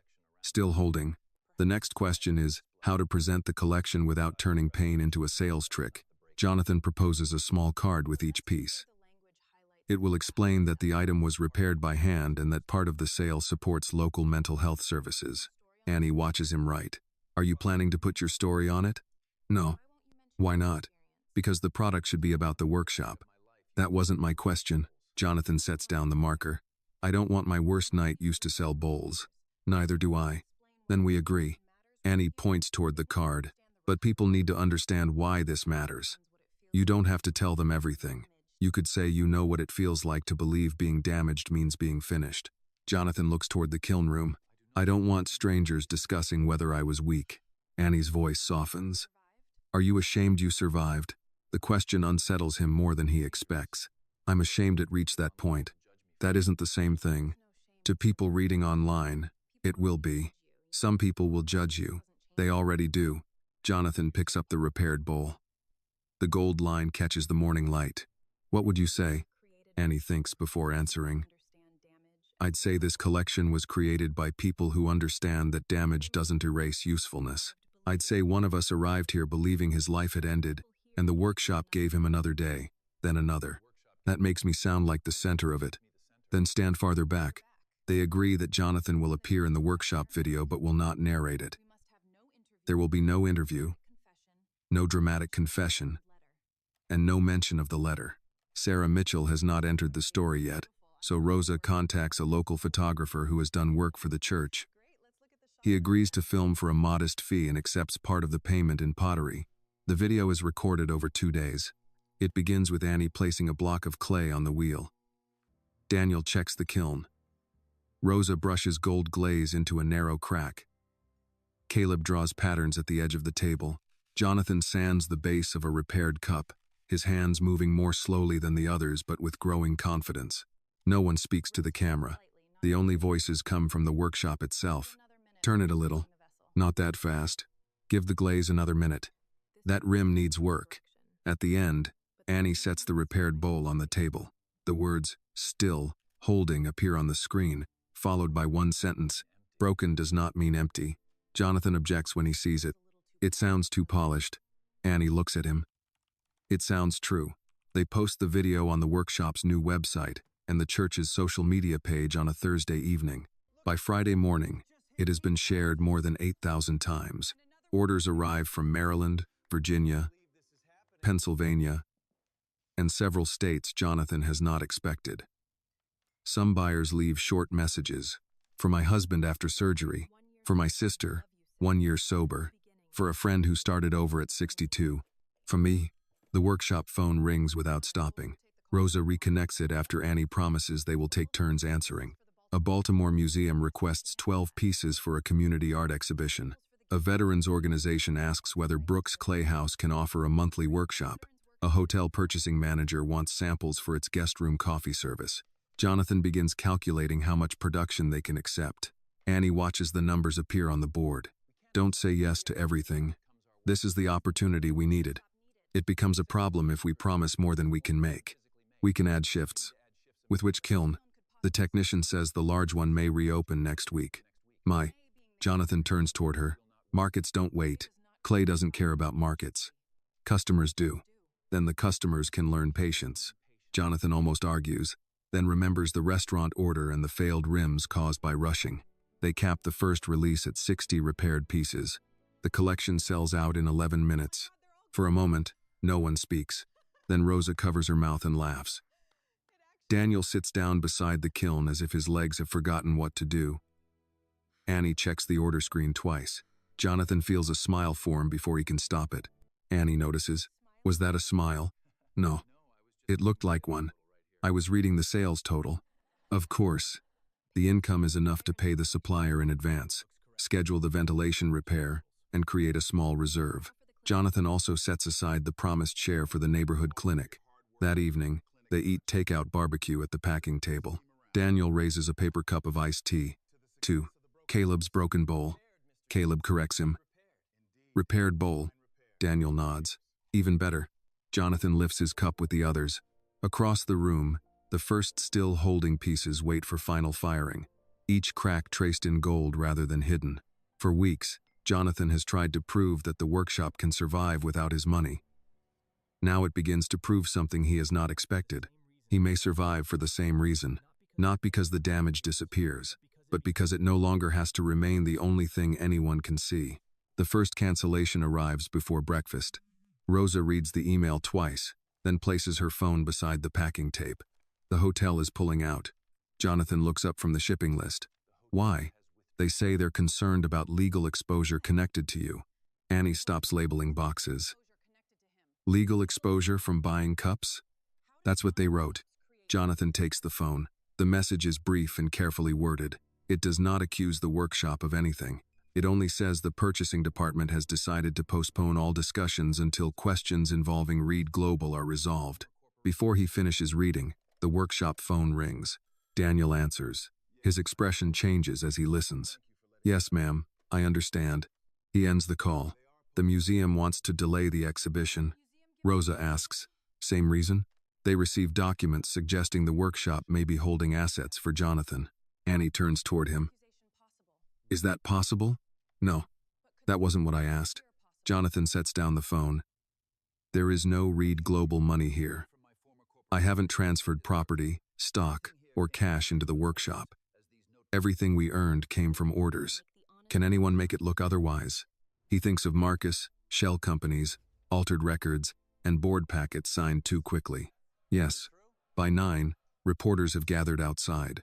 The new article appears on 3 business sites at once. It claims Jonathan is using Brooks Clay House to hide income from creditors while presenting the arrangement as community service.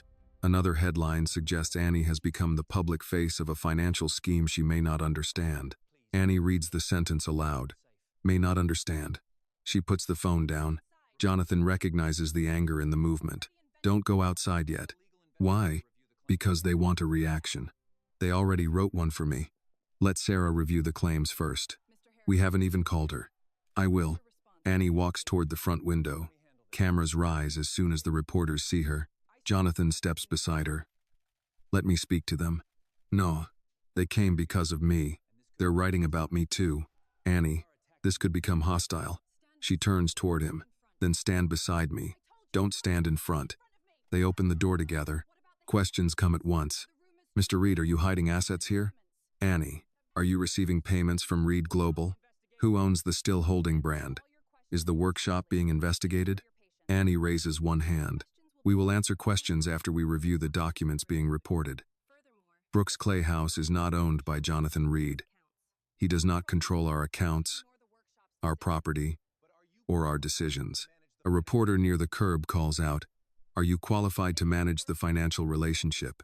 Jonathan feels Annie tense beside him. She answers before he can, "I manage this workshop every day. Ask about the records." not whether you think I look old enough to understand them. The reporter lowers his microphone slightly. Jonathan adds, every payment connected to the workshop can be documented. I will make my personal financial records available to the proper authorities. Another voice asks, are you using this business to repair your reputation? Jonathan looks toward the workshop behind him. My reputation is not this community's responsibility.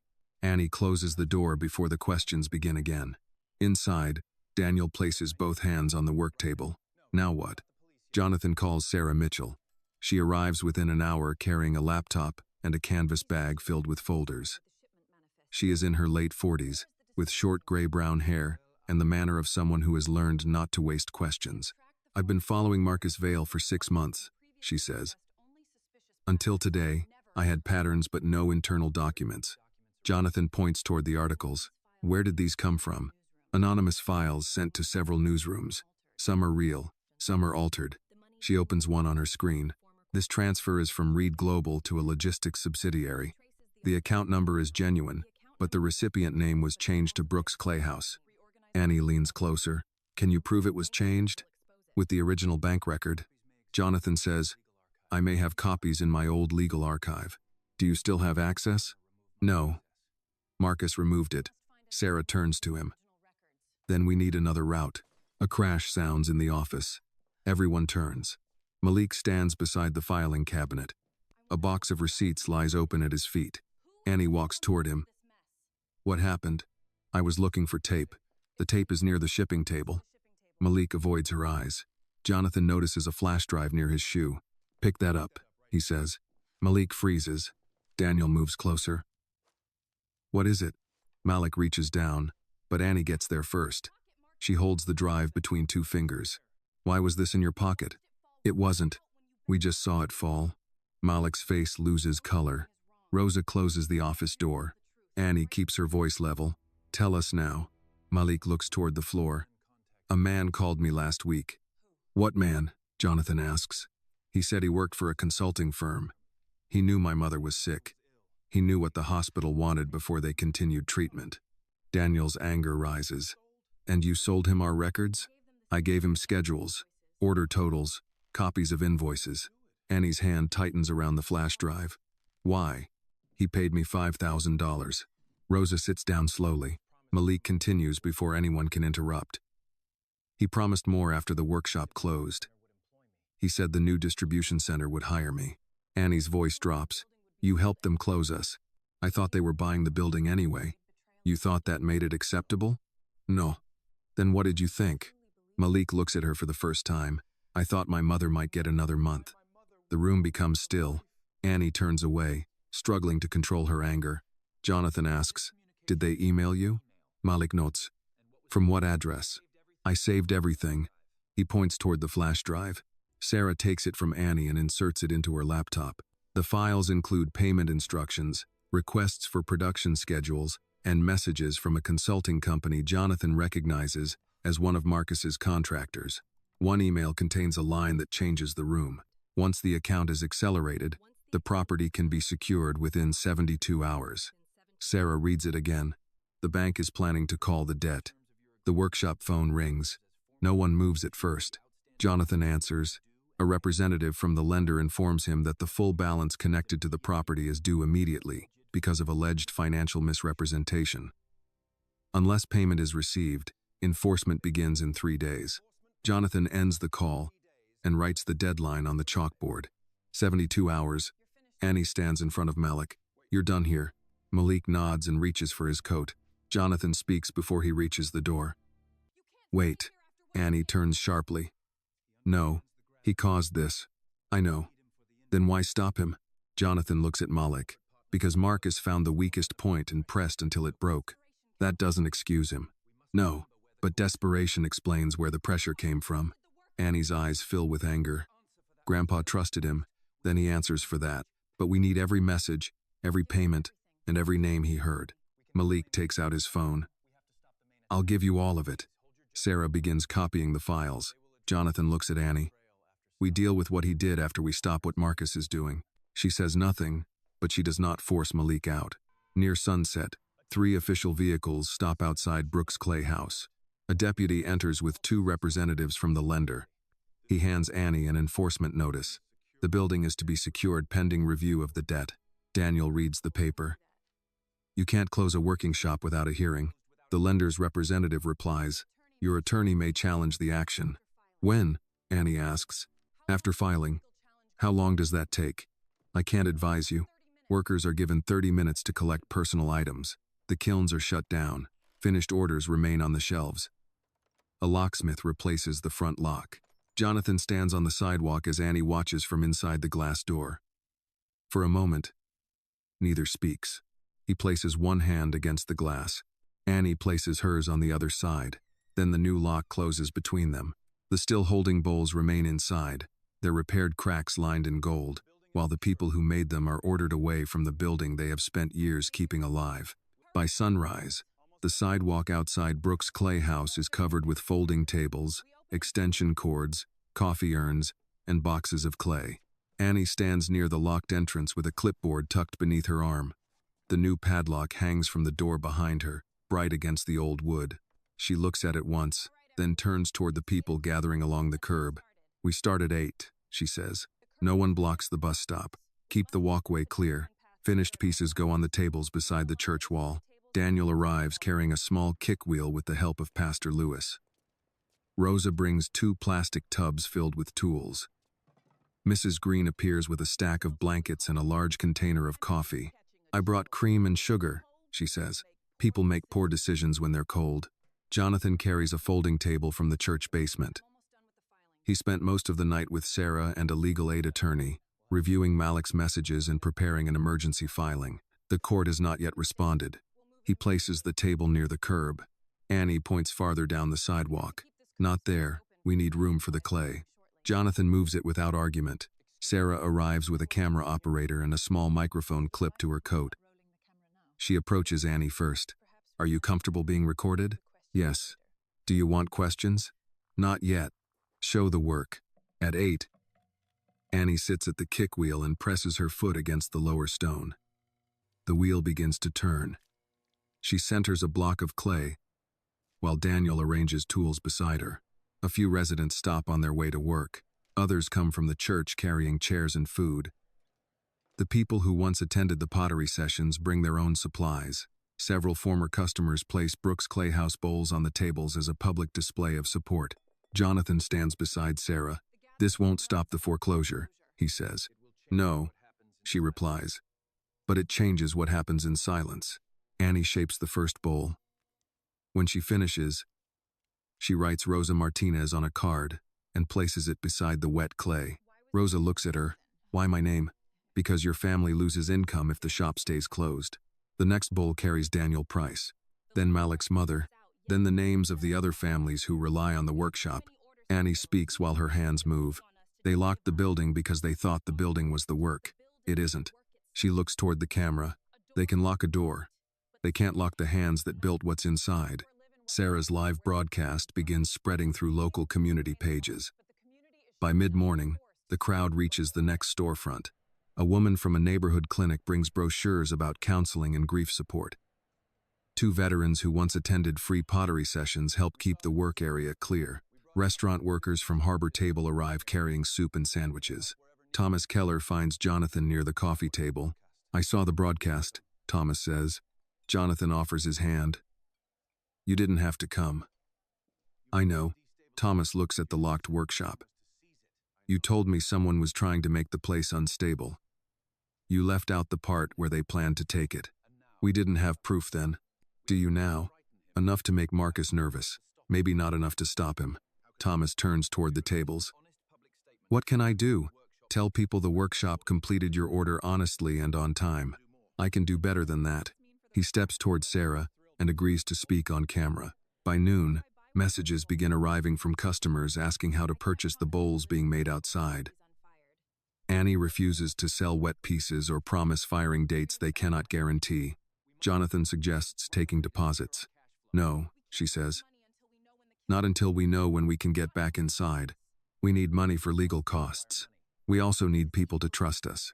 He studies her for a second, then nods. Then we accept donations through the church, with full records. Pastor Lewis agrees to manage the fund. Jonathan removes his watch and walks toward a small pawn and jewelry shop 2 blocks away. Annie notices him leaving. "Where are you going?" "I'll be back." "With what?" He looks at the watch in his hand. "Less baggage." The owner recognizes the brand and offers less than half its resale value. Jonathan accepts. He also sells the gold cufflinks he finds in his coat pocket. When he returns, he gives the receipt and cash to Pastor Lewis. Annie sees the empty place on his wrist. "You didn't have to do that." "Yes, I did." "No, you chose to." Jonathan looks toward the locked door. "I'm beginning to understand the difference." Annie says nothing, but she writes the amount into the church ledger herself. At 1:30, Sarah receives a call from the court clerk. The emergency hearing has been scheduled for the following morning. The lock will remain in place until then. Jonathan asks, "Can we stop the sale?" "We may delay enforcement," Sarah says. "Stopping the entire action will require stronger evidence." Malik's emails? They show interference, but Marcus can claim the consultant acted alone. Jonathan looks toward the Bentley parked beside the church. Inside the trunk is a box of personal records he took from the penthouse before the bank's inventory agents arrived. There may be more. Sarah follows him to the car. Jonathan opens the trunk and removes the box. It contains old board packets, tax documents, and printed emails from Reed Global. He saved them without knowing why. Sarah sorts through the papers on the hood of the car. Halfway through the box, she stops. "This transfer authorization has your signature." Jonathan reads the page. The document approves moving funds from Reed Global into a logistics investment account. The account later connects to one of the companies buying land around the workshop. "I signed hundreds of these," he says. "That won't help you." "I know." Sarah places the document beside Malik's emails. "Marcus may have moved the money after you approved the account, but your signature gives him cover." Jonathan feels the old instinct to defend himself. He could say the packet was too long. The legal team approved it. Marcus described it as routine. Every explanation sounds smaller than the harm. "What happens if I turn this over?" "You may expose yourself to civil claims, possibly more, depending on what investigators find." "And if I don't?" "Marcus keeps saying you knew everything." Jonathan looks across the street at Annie. She is teaching Mrs. Green how to center clay on the wheel. Daniel sits nearby, correcting the position of her elbows. Rosa pours coffee for people waiting in the cold. Jonathan once believes leadership means standing above uncertainty and hiding doubt from everyone below. Now the truth is clear. He helped build the system Marcus uses against them. Even if he never intended this result, he takes out his phone and calls his attorney. "I'm releasing my records to Sarah Mitchell and the federal investigators." His attorney answers immediately. "Do not do that. My signature is connected to the land purchases. That is exactly why you should remain silent until we build a defense." Jonathan watches Annie lift a finished bowl from the wheel. "I spent too many years building defenses. This could destroy what remains of your name." Jonathan thinks of the letter burning inside the kiln. "What remains of my name isn't worth protecting if silence is the price." He ends the call. Sarah studies him. "Once this becomes public, you can't take it back. I know. You may not be treated as the victim. I'm not asking to be." He gives her the box. Near the sidewalk, a black SUV turns onto the block and slows beside the crowd. Jonathan recognizes it before it stops. Marcus steps out with 2 attorneys and 4 private security officers. Conversations begin to fade. Annie wipes her hands and rises from the wheel. Marcus looks at the tables, the cameras, and the names placed beside each unfinished bowl. Then he directs his attention toward Annie. "I believe it's time you and I discuss your future." Annie takes off her apron and folds it over the back of the chair. "My future isn't for sale." Marcus offers a thin smile. "Everything is for sale when the price is honest." Jonathan moves beside Annie, but she lifts one hand. He stops. This is her workshop, her decision, and her voice. For once, he understands that standing with someone does not require standing in front of them. Marcus stops several feet from Annie and studies the tables arranged along the sidewalk. His attorneys remain near the SUV while the security officers spread out behind them. The crowd does not move. Annie folds her arms. "You said you wanted to discuss my future. Start talking." Marcus gestures toward one of the attorneys. The woman opens a leather folder and removes a contract. This is a relocation agreement, Marcus says. You receive full tuition at any public college in Maryland, housing assistance for 4 years, and a personal payment of $100,000. Murmurs move through the crowd. Marcus continues before Annie can answer. Every workshop employee receives severance. The outstanding tax debt disappears. No lawsuits. No collection notices. No waiting for a judge who may rule against you tomorrow. Annie takes the contract but does not open it. What happens to the building? It comes down. And the houses on this block? Some remain. Others are incorporated into the development. Incorporated? Marcus gives a patient smile. Purchased. From people who want to sell? From legal owners. Annie looks toward the rows of old houses surrounding the workshop. That wasn't my question. Marcus's expression tightens. You are being offered more than this property is worth. To you or to us? Value is not a feeling. No, it's whatever a man with lawyers says after he buys the debt. One of the attorneys steps forward. Miss Brooks, the offer expires in 24 hours. We recommend that you review it with independent counsel. Annie looks down at the first page. Her name is typed above a blank signature line. Beneath it, the contract describes Brooks Clay House as an underperforming commercial property without sustainable operations. She turns to the second page. The workers are listed as temporary occupants. The community programs are not mentioned. She closes the document. You wrote all of this without speaking to one person who works here. Marcus gestures toward Jonathan. I spoke to someone who understands the numbers. Jonathan's voice remains controlled. I rejected your offer. You rejected a private conversation. This one is different. No. You added more paper. Marcus turns back to Annie. Jonathan is not the person you should trust with financial advice. He lost a company worth billions. Annie holds the contract at her side. And you helped him lose it. A few people react. Marcus glances toward Sarah's camera. You may want to be careful with accusations. Sarah steps closer. She is asking about information already under review. Marcus recognizes her. You're the reporter who keeps calling my office. You keep refusing to answer. I refuse to participate in speculation. Jonathan speaks. Then answer something simple.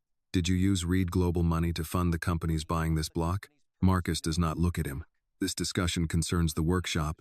It concerns both. Annie raises the contract. Does this agreement release your companies from claims connected to the land purchases? The attorney answers. It contains standard liability language. That means yes. It means all parties leave without continued conflict. Annie tears the contract in half. The attorney steps forward. Miss Brooks. Annie tears it again and hands the pieces back.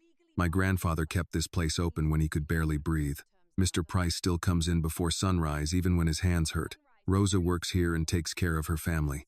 You put numbers beside their names and decided that was enough. Marcus's voice cools.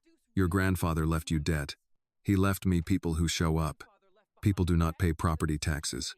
No, but they remember who tried to take their homes. The crowd responds with quiet agreement. Marcus looks toward the cameras. You are turning a commercial dispute into theater. Annie points toward the locked workshop. You turned it into theater when you sent a locksmith before we had a hearing. The lender acted within its rights. After your consultant paid someone for our records. Marcus's eyes move toward Malik, who stands near the church wall. Malik lowers his head but does not step away. Marcus says, I have no knowledge of that arrangement. Sarah lifts a printed email. Your consulting contractor used an account linked to Vail Strategic Partners. One of the attorneys whispers to Marcus, ignores her. This sidewalk demonstration is obstructing access to property under legal control, he says. The equipment needs to be removed. Pastor Lewis steps forward. The church authorized use of this section of sidewalk. The pottery equipment came from the secured property. Daniel answers, the kick wheel came from my garage. The tables came from the church. The clay was purchased yesterday. Marcus turns toward the security officers. Document everything and clear any item blocking the entrance. One officer approaches the nearest table. Rosa moves between him and the unfinished bowls. Don't touch those. Ma'am, step aside. They're wet. You move the table, you destroy the work. The officer reaches for the edge anyway. Jonathan takes his wrist before the table shifts. The officer turns. Remove your hand. Jonathan releases him but stays in place. You heard her. Marcus gives a short laugh. There he is. Jonathan Reed, defender of folding tables. Jonathan faces him. You could have left this block alone. I could have left millions on the table. You taught me better than that. I taught you how to build value. You taught me that scale comes first. The words land harder because they are true. Marcus continues. You sat in those boardrooms for 20 years and approved every acquisition strategy I placed in front of you. You never asked who had to move. You asked when the return would arrive. Jonathan looks at the residence behind Annie. I know. Marcus seems surprised by the answer. Jonathan says, that is why I'm not hiding from the records. You think confession makes you honorable? No. It makes me useful to the investigation. One of Marcus's attorneys speaks sharply. Jonathan, you should stop talking.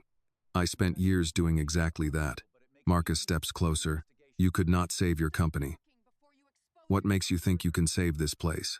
Jonathan glances at Annie, Daniel, Rosa, Pastor Lewis, and the neighbors who have filled the sidewalk since morning. I'm not saving it. They are. I'm finally standing where I should have stood 20 years ago. Marcus's mouth hardens. When the court rejects your filing tomorrow, this crowd goes home. The lender takes the property, and construction begins. That is how the law works. Daniel moves beside Jonathan. Justice is not fair when only the poor are asked to be patient. Marcus turns toward him. And who are you? Someone who has worked here longer than you've been trying to take it. The crowd grows quiet again. Sarah checks the signal on her phone, then clips a microphone to Jonathan's coat.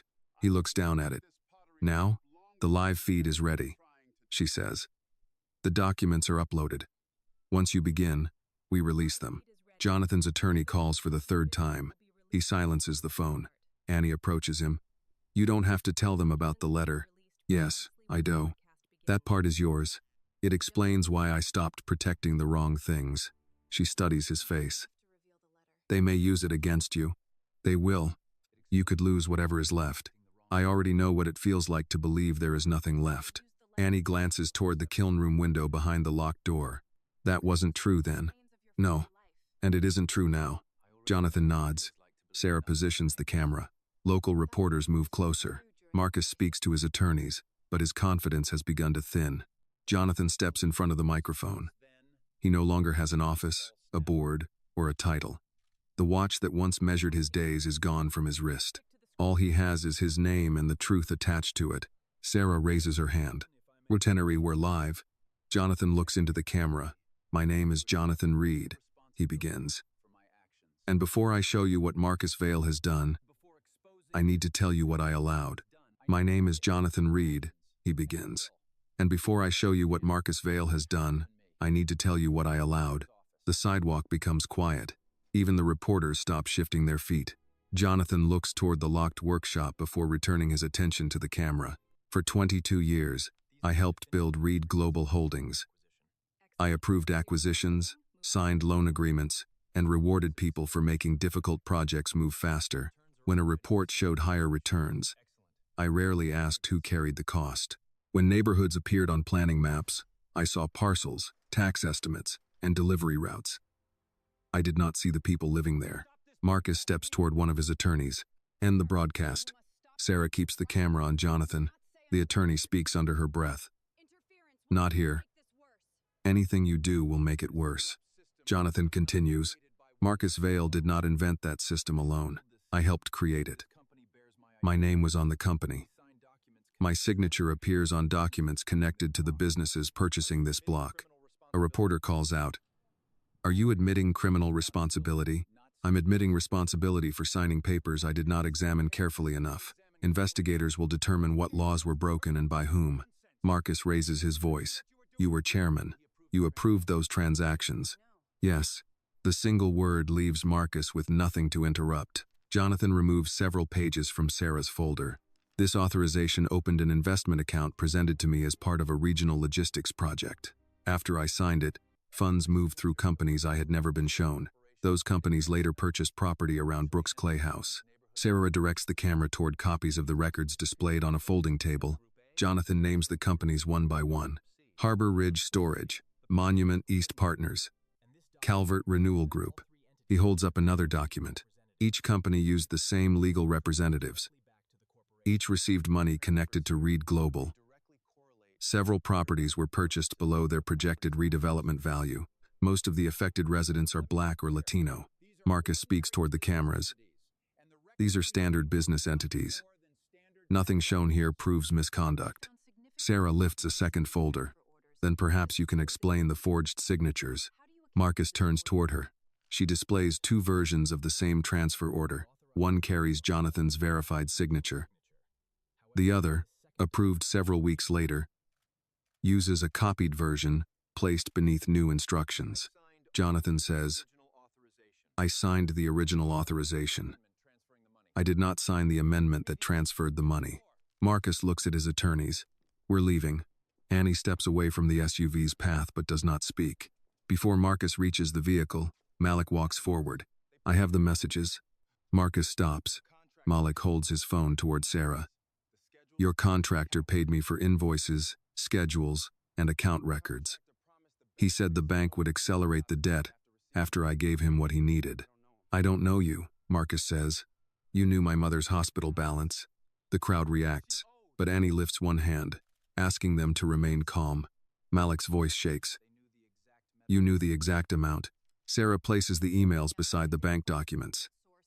"The payment to Malik came from Vail Strategic Partners through a consulting account." Marcus points toward Jonathan.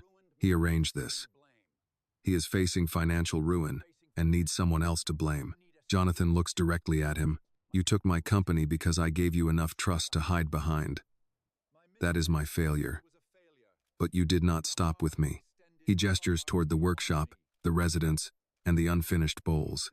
"You used the same methods here because you believed these people could not afford to challenge you." Marcus's expression hardens. "Business is not a charity." "No," Jonathan says, "but fraud is not business." Sarah's phone vibrates. She reads the message and speaks quietly to Jonathan. "The files are public. 3 newsrooms have them. Federal investigators confirmed receipt." One of Marcus's attorneys closes her folder. Marcus looks at her. "Call the office." "I already did." "And?" She lowers her voice, but the nearest microphone catches her response. "They advised you not to make further statements." Marcus faces Jonathan again. "You think this makes you a hero?" "No." Jonathan looks toward Annie. 2 weeks ago, I came to this workshop with a letter in my pocket because I no longer intended to live. Annie found it and burned it in that kiln." Several people turn toward her. Annie remains still. Jonathan continues, "I am not telling you this for sympathy. I'm telling you because I had spent years believing a man's value ended when his power did. I was wrong." He takes a slow breath. "I did not come here to rescue this community. I came here because I had forgotten how to live. They rescued me." Annie lowers her eyes for a moment. Jonathan raises the signed authorization. "My name is on the company. My signature is on the system. Whatever happens to me next, I earned it. These families did not." A dark sedan pulls up behind the city vehicles. 2 federal investigators step out, followed by a representative from the Maryland Attorney General's office. One investigator approaches Sarah. "Miss Mitchell?" "Yes. We received the records. We need the original devices and the individuals connected to them." Sarah points toward Malik and Jonathan. The investigator then faces Marcus. "Mr. Vail, we would like to speak with you regarding financial transactions involving Vail Strategic Partners and several property companies." Marcus opens the SUV door. "Contact my attorney." "We have. You are not under arrest, but we are requesting that you remain available while we preserve relevant records." Another investigator speaks with Marcus's attorney. Her expression confirms that leaving will not improve his position. At the workshop entrance, a car from the lender arrives. A regional manager steps out carrying a phone and a printed notice. "The enforcement action is suspended," she says. Annie approaches her. "Suspended until when?" "Until the source of the acquisition funds and the validity of the debt transfer are reviewed." "So the lock comes off?" The manager hesitates. "Temporarily." Daniel steps forward. "Temporarily is enough for today." The locksmith returns and removes the new padlock. No one cheers at first. The sound of metal releasing from the door feels too important to cover. Annie reaches for the handle, then stops. She looks at Daniel. "You open it." Daniel's face tightens with emotion. "This is your place now. It was yours before it was mine." He places one hand on the handle and pulls. The door opens to the smell of clay, cooling kilns, and the coffee left in the break room before the closure. Annie enters beside Daniel. Rosa follows, then Malik, Pastor Lewis, and the other workers. Jonathan stays outside. Annie turns back. Are you coming? I don't know whether I should. You told the truth. That doesn't settle the debt you owe this place. I know. Then come inside and keep working. Jonathan crosses the threshold. Behind him, investigators continue speaking with Marcus. Reporters call questions across the sidewalk. Lawyers begin preparing for the next hearing. Inside Brooks' clay house, Daniel checks the kiln controls. Rosa examines the unfinished orders. Annie walks from shelf to shelf, making sure nothing has been removed. Jonathan finds the still holding bowl Caleb first repaired. The gold line remains visible from rim to base. Annie stands beside him. This isn't over, she says. No, the court could still rule against us. Yes, and your records may put you in court too. Jonathan runs one finger near the repaired crack. I know. Annie looks toward the open workshop door, where the community waits to hear what happens next. Then we don't celebrate yet. Jonathan sets the bowl carefully on the shelf. No, he says. We get ready. The lock is gone, but the fight remains. For the first time, Jonathan does not confuse an open door with a finished journey. The emergency hearing takes place the next morning in a crowded Baltimore courtroom. Brooks' clay house remains open under temporary protection, but the future of the property depends on records now spread across several legal teams. Annie sits between Daniel and Rosa in the second row. Jonathan sits at the table with his attorney, several feet away from Sarah and the state investigators. Marcus does not attend. His lawyers say he is cooperating through counsel. The lender's attorney argues that the foreclosure began through lawful procedures and that the workshop's debts remain unpaid regardless of how the surrounding properties were purchased. The judge reviews the forged documents, Malik's messages, and the transfers through Marcus's companies. I am not deciding ownership today, she says. I am deciding whether enforcement may continue while serious allegations remain unresolved. She suspends the foreclosure for 90 days and orders an independent review of the debt. Annie does not smile. 90 days is time, not security. Outside the courthouse, reporters gather near the steps. Jonathan lets Annie speak first. We are grateful for the pause, she says, but a community should not need a financial scandal to be heard. Brooks' clay house has kept its records, paid people when it could, and asked for the same chance any business deserves. A reporter asks whether she considers Jonathan a hero. Annie looks toward him. No. Heroes arrive at the end of a story and make everything simple. Jonathan arrived with problems of his own. He stayed, worked, and told the truth when it cost him something. Jonathan accepts the answer. The investigations continue for months.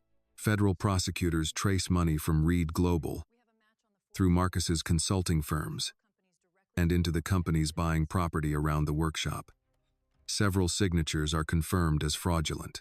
Emails show that Marcus pressured suppliers, contacted the hotel's insurer, and arranged the accelerated debt action.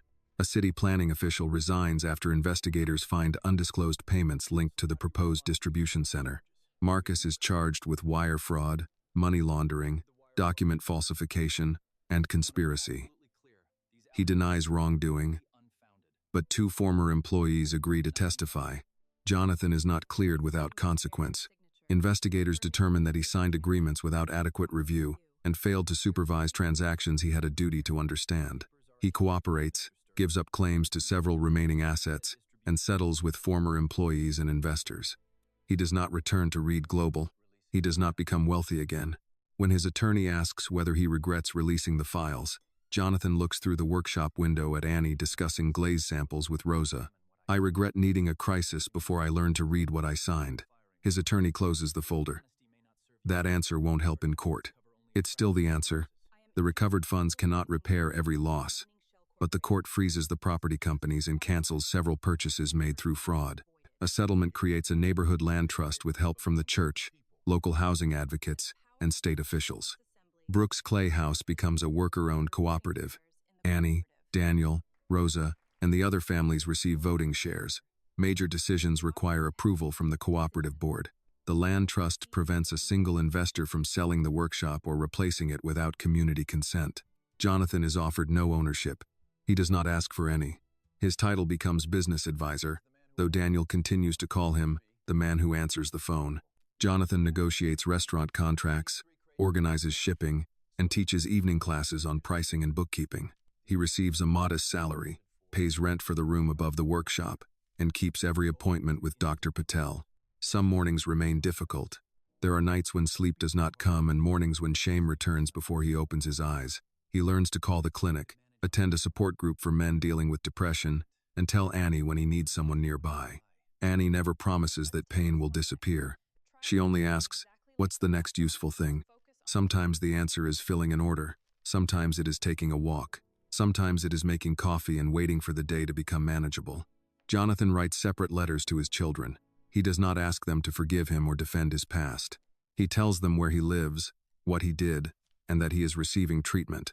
Months pass before his older son replies. The message contains 5 words. "I'm glad you're still here." Jonathan reads it alone in the storage room. Then he walks downstairs and returns to work. The still-holding collection expands slowly. The workshop refuses offers that demand mass production or remove the names of the makers. Harbor Table places regular orders.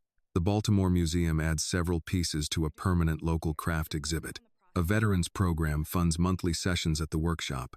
Annie begins taking courses in product design and community business management at a Maryland college. She attends classes 3 days a week and returns to the workshop before evening firing. Jonathan helps her prepare financial presentations, but she rejects his first draft. "You put revenue before people again. Investors expect revenue first. We're not asking them to own us." He deletes the opening slide. What comes first? Annie writes one sentence at the top of the page. "A business should strengthen the people who keep it alive." Jonathan reads it. Elijah would like that. He would ask why the font is so small. 2 years after the lock is removed, Brooks Clay House opens its renovated wing. The roof no longer leaks. The larger kiln has been replaced, though Daniel insists on keeping the old temperature gauges mounted on the wall. The new space includes work tables, a small gallery, and a room for counseling groups and community classes. No donor's name appears above the door. A ceramic wall inside displays the names of every family and worker who helped keep the workshop open. Elijah Brooks's name stands at the center. The blue cup he gave Jonathan sits in a glass case nearby. Beneath it is a line copied from his notebook. A good vessel is not measured by how expensive it looks. It is measured by what it can carry without breaking. After the opening ceremony, Annie finds Jonathan near the old kiln. She hands him a small box. Inside is a cup with an uneven rim and a line of red glaze circling the body like fire. The base carries the Brooks tree stamp and Annie's initials. Beneath them are 2 words. "Still here." Jonathan turns the cup in his hands. "You burned the last words I thought I would ever write." "Good," Annie says. "They were a terrible ending." He laughs, and this time she laughs with him. Across the workshop, Daniel demonstrates the old kick wheel to a group of new apprentices. Rosa seals boxes for an order going to Chicago. Malik, after repaying part of the money he accepted and earning his way back slowly, unloads clay beneath Daniel's supervision. The people who once faced losing their work now help decide its future. Jonathan once measured success by buildings, contracts, and the number of people who answered when he called. Now he measures it in quieter ways. Wages paid on Friday, a kiln repaired before winter, a worker's name pressed into the bottom of a bowl, and the courage to ask for help before silence becomes dangerous. He lifts the "Still Here" cup. It is not perfect, neither is he, but it can carry something good. Jonathan Reed had once owned towers, companies, and a name worth billions. But the first thing he ever truly helped build was a life he no longer wanted to abandon, and it began in a poor pottery shop, beside a brave young woman who refused to let him disappear. This story reminds us that a person's worth is not measured by wealth, power, or past success. Even after failure, betrayal, and deep emotional pain, a life can still be rebuilt through honesty, responsibility, and human connection. True redemption does not come from money or public praise, but from admitting our mistakes, accepting help, and using our experience to protect others. Sometimes, the person who saves us is not the strongest or richest, but the one brave enough to remind us that our story is not finished. This video is a work of fiction created with the assistance of artificial intelligence. All characters, events, and situations are not real and do not represent any actual people or true stories. The content is intended for storytelling and emotional illustration only.